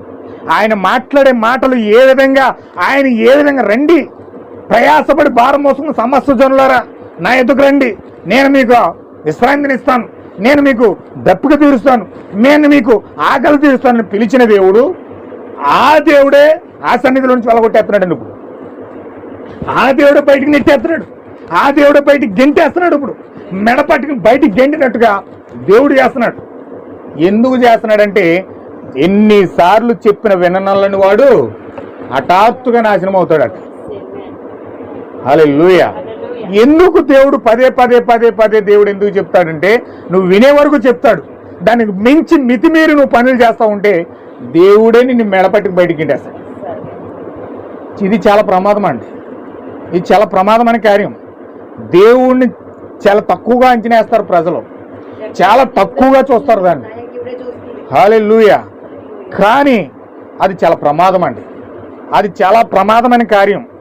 చూడండి, కాబట్టి నీవు ఈ జనుల కొరకు ప్రార్థన చేయకము, వారి కొరకు మొరైనను ప్రార్థనైనను చేయకము, నన్ను బ్రతిమాలు కొనకము, నేను నీ మాట వినను. ఇర్మియాతో దేవుడు చెప్తున్న మాట ఏంటంటే వాళ్ళ కోసం అసలు ప్రార్థన చేయకయ్య అంటున్నాడు. వాళ్ళ కోసం అసలు ప్రార్థన చేయకు, వేస్ట్. ఎంత ప్రార్థన చేసినా వాళ్ళు మారరు. హల్లెలూయా. మొరపెట్టుకో, నన్ను బ్రతికమాలుకోవద్దు. ఈయనేం బతిమాలుకున్నాడు, ప్రభువా ఈ ఒక్కసారి కాలం క్షమించు ప్రభువా, ఈ ఒక్కసారి వాళ్ళు విడిపించు ప్రభువా, ఈ ఒక్కసారి వాళ్ళు చేసిన పొరపాట్లన్నీ క్షమించి వాళ్ళు ఏం చేస్తున్నారో తెలియట్లేదు కనుక వాళ్ళు క్షమించు ప్రభువా, క్షమించు ప్రభువా, క్షమించు ప్రభువా. ఆయన ఏం పాదాలు పడి మొత్తుకుంటున్నాడు, వీళ్ళేమో ఇలా ఇష్టం వచ్చినట్టు నడుస్తున్నాడు. హల్లెలూయా. దేవుడు ప్రార్థన చేయొద్దు అంటున్నాడు. అసలు వారి కోసం ప్రార్థన చేయొద్దు, మొరపెట్టొద్దు, బతిమాలుకోవద్దు. నేను నీ మాట ప్రవర్తన మాట కూడా విన్నంటున్నాడు ఆయన. ఒక పాస్టర్ మాట కూడా విన్నంటున్నాడు ఆయన. ఒక పాస్టర్ ప్రార్థన కూడా లెక్క చేయట్లేదు ఆయన. ఎందుకంటే వీరి జీవితాలు బట్టి, లెక్క చేయని కఠినమైన మనస్సాక్షిని బట్టి. యోధ పట్టణంలోను యెరూషలేము వీధుల్లోనూ వారు చేయుచున్న క్రియలను నువ్వు చూచుచున్నావు కదా. నాకు కోపము పుట్టినట్లు ఆకాశ రాణి దేవతకు పిండి వంటలు చేయవలనని, అన్య దేవతలకు పానార్పణములు పోయవలనని పిల్లలు కట్టెలేరుచున్నారు, తండ్రులు అగ్నిరాజ పెట్టుచున్నారు, స్త్రీలు పిండి పిసుకుచున్నారు. ఇక్కడ ఎంత భయంకరమైన మాటలు మాట్లాడుతున్నాడు చూడండి. దేవుడికి ఎంత కోపం పుట్టిస్తున్నారంటే వీళ్ళు. ఆకాశ రాణి కంటే దేవతకు పిండి వంటలు చేస్తున్నారంట. ఆకాశ రాణి అంటే ఎవరండి? నీ మనసే. నీ మనసు చెప్పినట్టే నువ్వు వింటున్నావు, కానీ ఈ మనసు చెప్పినట్టే చేస్తున్నావు. కానీ నువ్వు నడమంటే నడుస్తున్నావు, చేయమంటే చేస్తున్నావు, ఇంట్రెస్ట్ ఉంటే తింటున్నావు, తాగమంటే తాగుతున్నావు, నడవమంటే నడుస్తున్నావు, ఆలోచించమంటే ఆలోచిస్తున్నావు, ఏది చేయమంటే అది చేస్తున్నావు. కానీ అన్య దేవతలకు పానార్పణములు పోయేవాళ్ళని కట్టెలేరుచున్నారు పిల్లలు, తండ్రులు అగ్నిరాజ పెట్టుచున్నారు, స్త్రీలు పిండి పిసుకుచున్నారు. నాకే కోపము పుట్టించినంతగా వారు దాన్ని చేయుచున్నారా? తమకే అవమానము కలుగునంతగా చేయుచున్నారు కదా. ఇదే యెహోవాకు. అందువలన ప్రభువుకు యెహోవా ఇలాగ సెలవిచ్చుచున్నాడు, ఈ స్థలం మీద, నరుల మీద, జంతువుల మీద, పొలంలో చెట్ల మీద, భూమి మీద, పంట మీద నా కోపము, నా ఉగ్రతను కుమ్మరించేదను. ఆర్ప సత్యము కాకుండా అది మండును. హల్లెలూయా. ఎన్ని శాపనార్థాలు పెడుతున్నాడు చూడండి. దేవుడు శపించడం అంటే మామూలు విషయం కాదండి. దేవుడు శాపనార్థాలు పెడతామంటే మామూలు విషయాలు కాదండి. పంటలు పాడు చేసేస్తున్నాడు, నరుల మీద, జంతువుల మీద, పొలాల మీద, చెట్ల మీద, భూమి మీద నా కోపం అంటే ఏది పట్టుకున్నా అది అగ్ని, అది శ్రమే. ఇటు వెళ్తే శ్రమ, ఇటు వెళ్తే శ్రమ, ఇటు వెళ్తే శ్రమ, వెనక్కి వెళ్తే శ్రమ, ముందుకెళ్తే శ్రమ, అన్నీ శ్రమలే. అవి బాబు ఒకటి తర్వాత ఒకటి వచ్చేస్తున్నాయి, ఒకటి తర్వాత ఒకటి వచ్చేస్తున్నాయి, ఒకటి తర్వాత ఒకటి వచ్చినాయి. ఏంటి వచ్చేస్తున్నాయి? అన్నీ వచ్చేస్తాయి. ఒకటి తర్వాత ఒకటి 100 వస్తాయి. దేవుడే అన్ని తీసుకొచ్చి పెడుతున్నాడు. దేవుడి యొక్క శాపాలను నిన్ను చుట్టుకుంటూ ఉన్నాయి. నీ యొక్క శాపమే నిన్ను తరుముతూ ఉంది. నీ యొక్క పాప భారమే నిన్ను వెంటాడుతూ ఉంది. హల్లెలూయా. ఏంటి శాపాలేంటి? ఈ యొక్క కార్యాలేంటి? వాక్యానికి లోపడకుండా మన ఇష్టానుసారంగా మనస్సాక్షిని బట్టి నడుచుకోవడం వల్ల కలిగే నష్టాలు ఇన్ని కలుగుతున్నాయని గృహాల్లో, ఇన్ని కలుగుతున్నాయి శ్రమలు, ఇన్ని కలుగుతున్నాయి భయంకరమైన వేదనలు. ఎందుకు వస్తున్నాయో బాధలు, ఎందుకు వస్తున్నాయి అర్థం కావట్లా. ఎందుకు ఈ బాధలు ఎందుకు వస్తున్నాయి, ఇన్ని అవమానాలు ఎందుకు వస్తున్నాయి, ఇన్ని శ్రమలు ఎందుకు వస్తున్నాయి, ఎందుకు బుర్ర పిచ్చెక్కిపోతుంది, ఈటెక్కిపోతుంది, ఇన్ని రోగాలు ఎందుకు వచ్చేస్తున్నాయి, ఏం అర్థం కావట్లా. ఎందుకు అర్థం కావట్లేదంటే కేవలం దేవుడు పెట్టిన శాపాలై చుట్టుకుంటూ ఉన్నాయి. ఒకటి తర్వాత ఒకటి, ఒకటి తర్వాత ఒకటి, ఒకటి తర్వాత ఒకటి. స్థలాల మీద, పంటల మీద, నరుల మీద, భూముల మీద, జంతువుల మీద, చెట్ల మీద, అంతటి మీద దేవుని యొక్క కోపాన్ని కుమ్మరించేస్తున్నాడట. హల్లెలూయా. ఆర్పసఖ్యము కాకుండా అది మండును. ఎవ్వరూ ఆర్పలేడండి. ఏ పాస్టర్స్ ప్రార్థన చేసినా ఇవి ఆరవు. ఏ దేవాలయానికి వెళ్ళి ప్రార్థన చేసినా, ఏ దేవాలయానికి వెళ్ళి మొక్కునా, ఎన్ని కార్యాలు చేసినా అవి ఆర్పజాలని మంటలు. అవి మండుతూనే ఉంటాయి, వస్తూనే ఉంటాయి, వెళ్తూనే ఉంటాయి. దీన్ని ఆర్పే మనుషుడే లేడు. హల్లెలూయా. సైన్యములకు అధిపతి యెహోవా ఇశ్రాయేలు దేవుడగు నేను ఇలాగూ సెలవిచ్చుచున్నాను, మీ దహన బలులను మీ బలులను కలిపి మాంసమును భక్షించుడి. నేను ఐగుప్తు దేశంలో నుండి మీ పితరులను రప్పించిన దినమున దహన బలులను గూర్చి గాని బలులు గూర్చి గాని నేను వారితో చెప్పలేదు. అట్టి వారిని గూర్చి నేను ఏ ఆజ్ఞ కూడా వాళ్ళకి ఇవ్వలేదు. ఈ ఆజ్ఞను మాత్రమే నేను వారికి ఇచ్చి తిని. ఏ ఆజ్ఞ ఇచ్చాడు దేవుడు? వారికి బలులు అర్పించండి రా, నాకు గొర్రె పిల్లలు పట్టరండి, బలి ఇచ్చేయండి, మేక పిల్లలు పట్టరండి, బలి ఇచ్చేయండి, నాకు దక్షిణ భాగాలు ఇచ్చేయండి, నాకు కానుకలు ఇచ్చేయండి, నాకు అది ఇచ్చేయండి, నాకు ఇది ఇచ్చేయండి. దేవుడు ఏం అడగలేదండి, ఏం అడగలేదు దేవుడు. దేవుడు ఒకటే అడిగాడు, ఏదనగా నా మాటలు మీరు అంగీకరించిన ఎడలా నేను మీకు దేవుడినయ్యుందును, మీరు నాకు జనులయ్యుందురు, మీకు క్షేమము కలుగునట్లు నేను మీకు ఆజ్ఞాపించుచున్న మార్గమంతటి యందు మీరు నడుచుకొనుడి. ఆమేన్. హల్లెలూయా.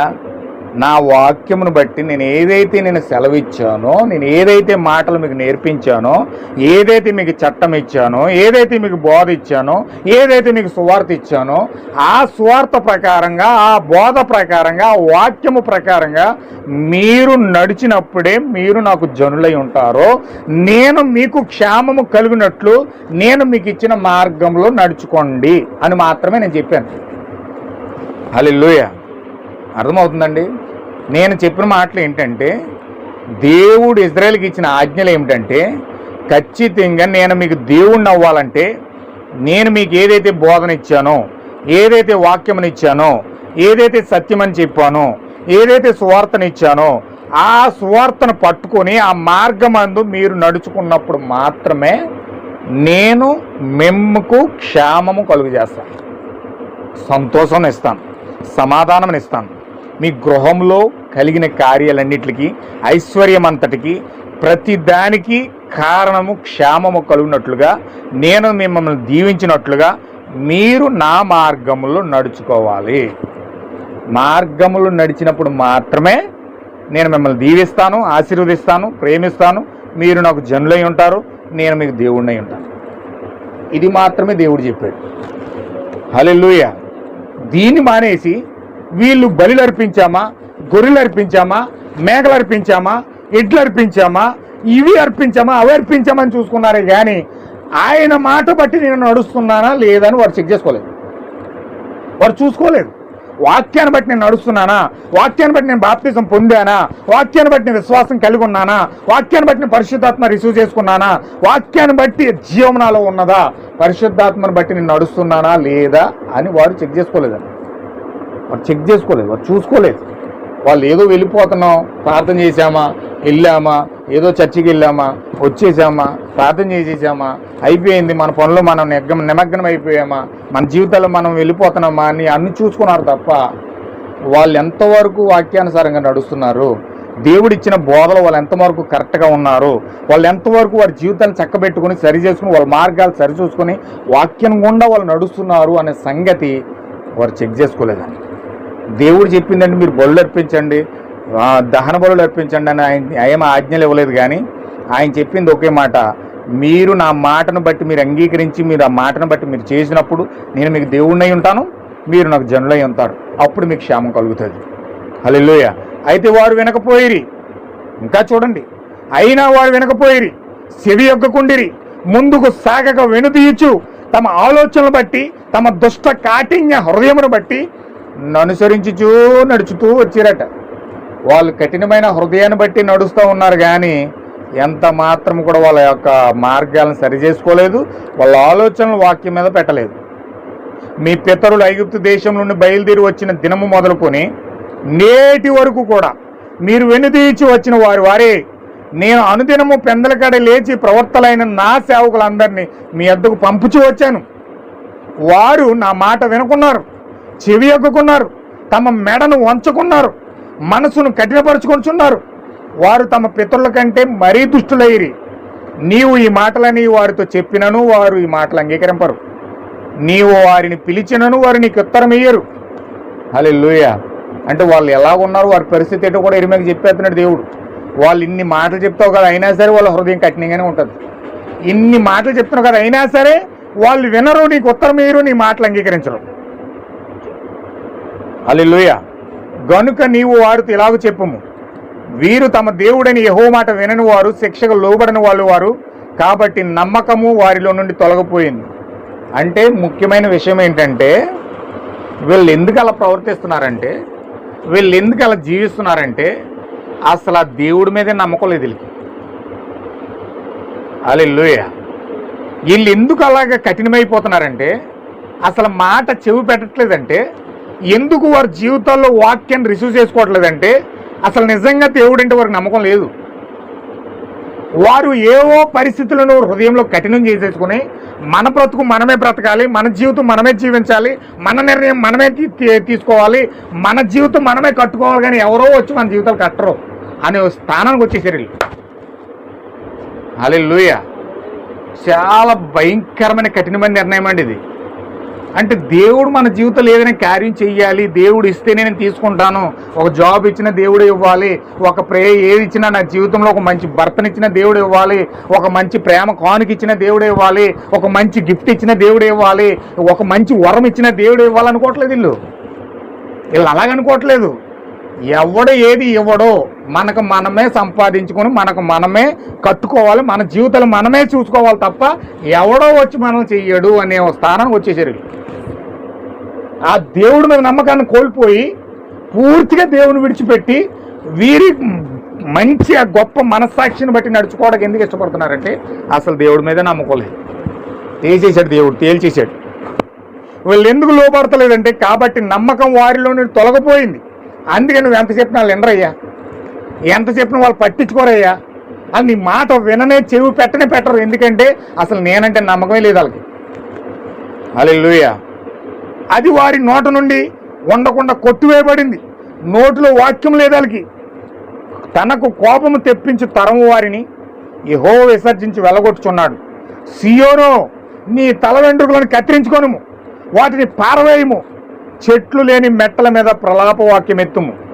యెహోవా ఇలాగ సెలవిచ్చుచున్నాడు, యోధా వారు నా దృష్టికి చెడ్డ క్రియలు చేయుచున్నారు. నా నామము పెట్టబడిన మందిరము అపవిత్రపరచబడినట్లు వారు దానిలో హేయ వస్తువుల నుంచి ఉన్నారు. ఇది చాలా ఘోరమైన కార్యం అండి. దేవుని ఆలయం మన హృదయమే. ఈ యొక్క ఆలయంలో దేవుణ్ణి పెట్టడానికి బదులుగా వీళ్ళు చెడ్డ క్రియలను తీసుకొచ్చి అందులో పెడుతున్నారండి. చెడ్డ ఆలోచనలన్నీ తీసుకొచ్చి అందులో పెడతా ఉన్నారు.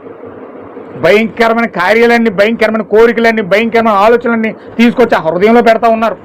ఆ హృదయంలో నుంచి వచ్చిందే క్రియారూపం దాలుస్తూ ఉన్నారు. ఆ హృదయంలో నుంచి వచ్చిందే పనులు చేస్తూ ఉన్నారు. కానీ దేవుణ్ణి ఆ హృదయంలో పెట్టకుండా దేవుని యొక్క నామము పెట్టబడిన ఆ మందిరాన్ని అంటే వాళ్ళు అపవిత్రపరుస్తున్నారట. హల్లెలూయా. ఇది చాలా భయంకరమైన కార్యం అండి. దేవుని యొక్క మందిరాన్ని అపవిత్రపరచకూడదండి. దేవుని యొక్క మందిరం నీ హృదయమే. ఆ మందిరంలో దేవుడు ఉండాలి, ఆ మందిరంలో పరిశుద్ధాత్మ ఉండాలి, ఆ మందిరంలో దేవుని యొక్క సన్నిధి ఉండాలి. కానీ వీళ్ళు ఆ నామము పెట్టబడిన మందిరాన్ని అపవిత్రమైన కామ కోరికలకు దాన్ని పడేసి సినిమాలు తీసుకొచ్చి అందులో పెడుతున్నారు, సీరియల్ తీసుకొచ్చి అందులో పెడతా ఉన్నారు. ఆ ఇంట్లో గొడవ, ఈ ఇంట్లో గొడవ, ఆ ఇంట్లో గొడవ, ఈ ఇంట్లో గొడవ తీసుకొచ్చి అందులో పెడతా ఉన్నారు. ఆ సమస్యలు, ఈ సమస్యలు, ఆ సమస్యలు తీసుకొచ్చి అందులో పెడతా ఉన్నారు. మొత్తం తల పట్టలేని పెచ్చెక్కిపోయే ఆలోచనలన్నీ తీసుకొచ్చి ఆ మందిరంలో పెట్టి ఆ మందిరాన్ని పాడు చేసేస్తున్నారు. కానీ దేవుని యొక్క మందిరాన్ని అశుభ్రపరిచి పరిశుద్ధపరచకుండా అపవిత్రపరచినట్లుగా హేయ వస్తువులన్నీ తీసుకొచ్చి అందులో పెట్టేస్తున్నారు.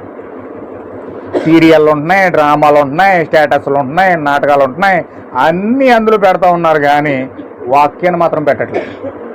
వాక్యాన్ని మాత్రం పెట్టట్లేదండి. ఆ మందిరాన్ని పాడు చేసేస్తున్నారు, ఆ మందిరాన్ని పాడు చేసేస్తున్నారు, అపవిత్రపరుస్తూ ఉన్నారు. దానిలో హే వస్తువులన్నీ పెడతా ఉన్నారు. నేను ఆజ్ఞాపించిన క్రియలను, నాకు తోచని క్రియలను వారు చేస్తూ ఉన్నారు. దేవుడికి ఏదైతే తోయట్లేదో, దేవుడు ఏదైతే చెప్పట్లేదో, దేవుడు ఏదైతే ఆజ్ఞాపించట్లేదో అవన్నీ తీసుకొచ్చి ఆ మందిరంలో పెట్టేస్తున్నారు. దేవుడు ఎప్పుడైనా టీవీలు చూడు, సినిమాలు చూడు, అవి చూడు, ఈ చూడు అని దేవుడు అని చెప్తున్నాడండి? దేవుడు అని చెప్తాడా? పాపం చెయ్యమ్మా, వెళ్ళి అవి చెయ్యమ్మా, ఇది చెయ్యమ్మా, అబద్ధం ఆడమ్మా, మోసం చేయమ్మా, అబద్ధ సాక్ష్యాలు పలుకమ్మా అని దేవుడు ఎప్పుడైనా చెప్తాడండి? కానీ నువ్వు ఎలా పలుకుతున్నావు? నువ్వు ఎలా చేస్తున్నావు దాన్ని? అబద్ధాలన్నీ కూడా అందులో పెట్టుకుని, మోసాలన్నీ కూడా అందులో పెట్టుకుని, చీకటి ఆలోచనలు, చెడ్డ తలంపులను అందులో పెట్టుకుని రకరకాలుగా ఆ మందిరాన్ని పాడు చేస్తూ దేవుడు ఆజ్ఞాపించిన క్రియల్ని కూడా చేస్తాకి ఇష్టపడుతున్నారంట. అగ్నిలో తమ కుమార్తెలను దహించుటకు బెన్ హిన్నోము లోయలో ఉన్న తోపేతు నందు బలిపీఠం కట్టుచున్నారు. అక్కడక్కడ బలిపీఠాలు కడుతున్నారు. దేవుని బలిపీఠం కడతలే, దేవుడు బలిపీఠం దగ్గర రావట్లే, వాక్యం దగ్గర రావట్లే, సత్యాన్ని తెలుసుకోవాలని ఆరాటం వాళ్ళు లేదు, పరిశుద్ధాత్మ పొందుకోవాలని ఆరాటం వాళ్ళు లేదు, నిజవాక్యాన్ని పొందుకొని జీవాన్ని పొందుకొని దేవుని ముందు పెట్టాలనే తలంపు వారికి లేదు. వారికి కేవలం రకరకాల అక్కడక్కడ బలిపీఠాలు కట్టేస్తున్నారట. ఏది సినిమా హాల్ కాడ, లేకపోతే పాపం కాడ, లేకపోతే చెడ్డ మాటల కాడ, భయంకరమైన కార్యాలు జరిగే కాడ బలిపీఠాలు కడుతున్నారు. కానీ దేవుని వాక్యం దగ్గర బలిపీఠం కట్టట్లా. కాలము సమీపించి ఉన్నది, అప్పుడు అది తోపేతైనను బెనిహినేము లోయ అయినను అనబడని వదలోయ అనబడును. పాతి పెట్టుటకు స్థలము లేకపో వరకు తోపేతులో శవం పేట పెట్టబడును. ఇదే యెహోవాకు. ఈ జనులు శవములు, ఆకాశ పక్షులను, భూజంతువుల ఆహారమగును, వాటిని తోలివేయబడి లేకపోవును. చూసారా, అలాంటి భయంకరమైన కఠినమైన హృదయం కలిగిన వారిని కనీసం దేవుడు సమాధిలో కూడా పెట్టినవాడట. ఆ సమాధులు అలా రోడ్డు పక్కనో లేకపోతే మురికాల పక్కనో అలా పడైతే ఆకాశ పక్షులు వచ్చి ఆయన తినేటట్లుగా దేవుడు చేస్తాడట. కొంతమంది శవాలు రోడ్డు మీద పడిపోతే పక్షులు వచ్చి అయ్యొచ్చి ఇయ్యొచ్చి కాగులు వచ్చి తింటాయి. ఎందుకు అలాగ అయిపోయారంటే దేవుడు వేసిన శిక్ష. ఎందుకు ఆ పక్షులు అయి తింటాయంటే వాళ్ళు జీవించిన జీవితము దేవుడు పక్షులకు ఆజ్ఞాపించి, భూ జంతువులకు ఆజ్ఞాపించి వాటికి ఆహారం అయిపోయినట్లుగా దేవుడు దాన్ని తోలేస్తాడు. అయితే ఉల్లాస ధ్వనియు, ఆనంద ధ్వనియు, పెండ్లి కుమారుని యొక్క స్వరమును, పెండ్లి కుమార్తె యొక్క స్వరమును యోధా పట్టణంలోను యెరూషలేము వీధుల్లోనూ లేకుండా చేసేదను. ఈ దేశము తప్పక పాడైపోను. ఓ నా ప్రియమైన దేవుని బిడ్డలారా, ఖచ్చితంగా ఈ యొక్క ఉల్లాస ధ్వని కానీ, ఆనంద ధ్వని కానీ, పెండ్లి కుమారుని యొక్క స్వరం కానీ, పెండ్లి కుమార్తె యొక్క స్వరం కానీ ఆ యొక్క వీధుల్లో కానీ, ఆ పట్టణాల్లో కానీ, ఆ గృహాల్లో కానీ, ఆ దేశంలో కానీ లేకుండా చేసేస్తాడు. వాక్యము దేవుడు ముందు పెట్టకుండా ఎలాగైతే నిమ్రోదు వలె ఆ యొక్క తనను తాను పెట్టుకోవడానికి ఎప్పుడైతే ప్రయత్నం చేశామో ఖచ్చితంగా ఆ పట్టణం అంతా ఇలాగ అవుతుంది, దేశం నాశనం అయిపోతుంది. అయితే ఎప్పుడైతే అందులో ఉల్లాస ధ్వని ఉండదు, ఆనంద ధ్వని ఉండదు, ఒక ప్రత్యక్షత ఉండదు, ఒక జీవం ఉండదు, వారిలో వాక్యంను గురించిన సంతోషము, ఆనంద గానము వారిలో కనపడదు. పెండ్లి కుమారుని యొక్క స్వరం కూడా వినపడదు, పెండ్లి కుమార్తె యొక్క స్వరం వినపడదు. ఆ పట్టణం అంతా కూడా భయంకరంగా శ్మశానం కింద మారిపోతూ ఉంది. అయితే ఖచ్చితంగా ఈరోజు ఆ పెండ్లి కుమారుని యొక్క స్వరం మీకు వినబడతా ఉంది, ఆ పెండ్లి కుమార్తె యొక్క స్వరం మీకు వినబడతా ఉంది. దేవుడు ఇంకానూ మీతో మాట్లాడుతూ ఉన్నాడు, దేవుని సన్నిధి ఇంకా మీతో ఉన్నది, దేవుడు ఇంకానూ మిమ్మల్ని బలపరుస్తూ ఉన్నాడు, ఇంకానూ పైకి లేపుతూ ఉన్నాడు. ఎప్పుడైతే దావీదు వలె దేవుని ముందు పెడతా ఉన్నావో దేవుడు ఉన్నతమైన స్థానంలో పెడతా ఉన్నాడు. ఎప్పుడైతే యేసేపు వలె దేవుని ముందు పెడతా ఉన్నావో అన్నిటికంటే పై స్థానంలో దేవుడు నిన్ను పెట్టబోతా ఉన్నాడు. కానీ దావీదును పక్కనెట్టి, యేసేపును పక్కనెట్టి ఈ నిమ్రోదు వలె నిన్ను నువ్వు స్థాపించుకోవడానికి ప్రయత్నం చేస్తే ఖచ్చితంగా దేశమంతా ఇలాగ అయిపోతూ ఉంది. ఆ దేశమంతా ఇలా బలహీన పడిపోతూ ఉంది. ఆ దేశమే ఒక శ్మశానం కింద మారిపోతూ ఉంది, ఒక భయంకరమైన బీడు భూముల కింద మారిపోతుంది. అవన్నీ కూడా దేవుడు ఆత్మ సంబంధంగా మన హృదయాలను పోలుస్తూ ఉన్నాడు. మన జీవితం ఒక శ్మశానం కింద మారకూడదు, మన జీవితం ఒక బీడు భూమి కింద మారకూడదు, మన జీవితం ఒక భయంకరమైన కాకులు, ఆకాశ పక్షులు, పీక్కు తినే దెయ్యాలు వచ్చి మన మీద వాలి భయంకరంగా రోగాల చేత, భయంకరమైన అప్పుల చేత, భయంకరమైన కార్యాల చేత మనం పీడించబడేటట్లుగా మనం ఉండకూడదు. హల్లెలూయా. ఖచ్చితంగా దావీదు వలె మనం ఆశీర్వదించబడాలంటే దేవుని ముందు పెట్టాలి. యేసేపు వలె అన్నిటికంటే పైగా ఉండాలంటే, తలగా ఉండాలంటే దేవుని ముందు పెట్టాలి, వాక్యం పెట్టాలి. ఆయన ఏం చెప్పాడంటే కేవలం ఒకటే చెప్పాడు, నా మాటను బట్టి మీరు నడుచుకోండి, నా మాటలను బట్టి మీరు నడుచుకున్నప్పుడు మిమ్మల్ని దీర్ఘాయుషవంతులు చేస్తాను, ఆశీర్వదిస్తాను, మిమ్మల్ని ప్రేమిస్తాను. నా బోధన బట్టి మీరు నడుచుకోండి, నా వాక్యాన్ని బట్టి మీరు నడుచుకోండి, నా యొక్క జీవాన్ని మీరు పొందుకోండి, పరిశుద్ధాత్మను బట్టి మీరు నడుచుకోండి అని చెప్పి దేవుడు వాగ్దానం చేశాడు.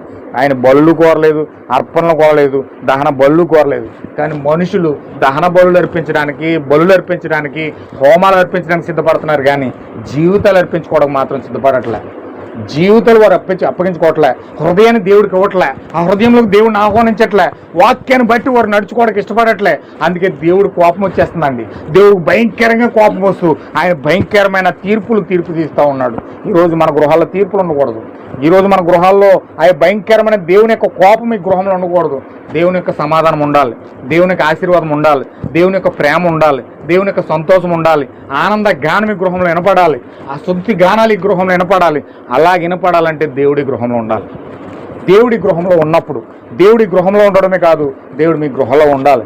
మీ గృహంలో ఉండాలని ఖచ్చితంగా దేవుడి చివరి కాలంలో పంపబడిన వాక్యాన్ని బట్టి, ఎప్పుడైతే అపోస్తుల బోధన బట్టి మారు మనసు పొందుకొని పాప క్షమాపణ నిమిత్తం ప్రతి వాడు యేసుక్రీస్తునామమున బాప్తిజం పొందుకొని ఎప్పుడైతే పరిశుద్ధాత్మ పొందుకుంటున్నావో ఆ పరిశుద్ధాత్మను బట్టి దేవుని సన్నిధికి నీవు అర్హులుగా మారుతా ఉన్నావు. ఎప్పుడైతే ఆ ప్రేమను పొందుకుంటా ఉన్నావో, పరిశుద్ధాత్మ నీలోకి వస్తూ ఉందో, అప్పుడు నువ్వు ఏది పట్టుకున్న బంగారమే. నీ వెంట ఎప్పుడు విజయం నడుస్తుంది, కానీ ఎప్పుడు కూడా నష్టం నడదు, ఎప్పుడు చీకటి నడదు, ఎప్పుడు దెయ్యం నడదు, ఎప్పుడు చింత కార్యాలు మిమ్మల్ని చేరవు. ఖచ్చితంగా మీ వెంట విజయమే వస్తూ ఉంది. ఎప్పుడంటే విజయం కలిగిన దేవుడు నీ ముందున్నాడు. ఆయన నీ ముందర నడిచినప్పుడు నీకు భయమే లేదు. అసలు ప్రతి దాన్ని జయించే జయశీలుడుగా నువ్వు మారతావు. ఎందుకంటే ఆయన జయశీలుడు, సమాధిని జయించాడు, మరణాన్ని ఓడించాడు, పాతాలను ఓడించాడు, జయశీలుడుగా 3వ దినాన్ని లేచి పునరుద్ధానుడు అయ్యాడు. ఈరోజు చూడండి, ఆ యొక్క బయలుదేవుడు క్రిస్మస్ చేస్తూ, ఆ యొక్క ఈస్టర్, ఆ యొక్క అష్టారితి దేవత, ఆ 40 రోజులు భస్మ బుధవారాలు, ఆ 40 రోజులు శ్రమల కాలాలు నడుస్తున్నాయి. ఇప్పుడు ఈ శ్రమల కాలాలు అంటూ, భస్మ బుధవారం అంటూ ఆ సూర్యదేవుణ్ణి, ఆ యొక్క బయలుదేవుణ్ణి ఆ పిండి వంటలు చేస్తూ ఆ సన్నిధిలోకి వెళ్ళి బలు అర్పించేస్తున్నారు. కానీ అవన్నీ కూడా బయలుదేవుని ఆరాధిస్తున్నారని, ఆ యొక్క అష్టారితి దేవుని ఆరాధిస్తున్నారని పాపం వాళ్ళకి తెలియట్లే. వాళ్ళు తీర్పులు తెచ్చుకుంటున్నారు, ప్రార్థన చేసి తీర్పులు తెచ్చుకుంటున్నారు. వాళ్ళు ప్రార్థన చేసి దేవుని యొక్క కోపానికి, ఉగ్రతకు పాత్రలు అయిపోతూ ఉన్నారు. ఈరోజు మనం ప్రార్థన చేసి బైబిల్ ఎట్టుకుని తిరిగి దేవుడి తీర్పులు గురైపోకూడదు, ఆశీర్వాదం కోల్పోకూడదు. ఖచ్చితంగా దేవుడు చెప్పినట్లుగా అపోస్తుల బోధ ప్రకారంగా మనం బాప్తిజం పొంది, యేసుక్రీస్తునామమున బాప్తిజం పొంది, పాప క్షమాపణ పొందుకొని, పరిశుద్ధాత్మ పొందుకొని దేవుని సన్నిధికి మనం అర్హులయ్యి ఖచ్చితంగా దేవునితో గొప్ప సన్నిధి అనుభవిస్తూ గృహంలో గొప్ప సమాధానం మనమే తెచ్చుకోవాలి. తీర్పులు మనం తెచ్చుకోకూడదు, తీర్పులు మిమ్మల్ని వెంటాడకూడదు. ఖచ్చితంగా తీర్పులు మిమ్మల్ని వెంటాడకుండా ఉండాలంటే మీరు ప్రార్థనలోను వాక్యంలోనూ మీరు నిలవాలి. ఆయన చెప్తున్నప్పుడు చెవిపేడన పెట్టి వాక్యం పలుకుతూ ఉన్నప్పుడు వినకుండా చెవులు మూసేసుకుని నాకేమీ వద్దు, నా ఆత్మీయ జీవితాన్ని నేను నడుపుకుంటాను, నా బతుకు నేను నడుపుకుంటాను, నా కాళ్ళ మీద నేను నిలబడిపోతానంటే ఆ కాళ్ళే లేకుండా చేసేస్తాడు దేవుడు. అలాంటి భయంకరమైన దేవుడు మన దేవుడు. అందుచేత నా ప్రియమైన సహోదరులారా, దేవుడిని నిలబడదాం, దేవుడు వాక్యాన్ని ముందు పెడదాం. ప్రతి విజయానికి కారణం అదే. దేవుడు గొప్ప సమాధానం ఈ గృహంలో నింపబడాలని, ఎటువంటి తీర్పులు ఈ గృహంలో ఉండకూడదని, మీరు వాక్యానికి లోబడి వాక్య ప్రకారంగా మీరు నడవాలని, వాక్యానికి చెవి ఇవ్వాలని, ఖచ్చితంగా గడి యొక్క వాక్యాన్ని మీరు గట్టిగా పట్టుకొని దాన్ని బట్టి మీరు నడవాలని బహుబలంగా నేను ప్రార్థన చేస్తూ ఉన్నాను. దేవుడు మిమ్మల్ని ఖచ్చితంగా దీవించును గాక. ఆమేన్. చిన్న ప్రార్థన చేద్దాం. అందరూ ఒక్కసారి లేచి నిలబడండి.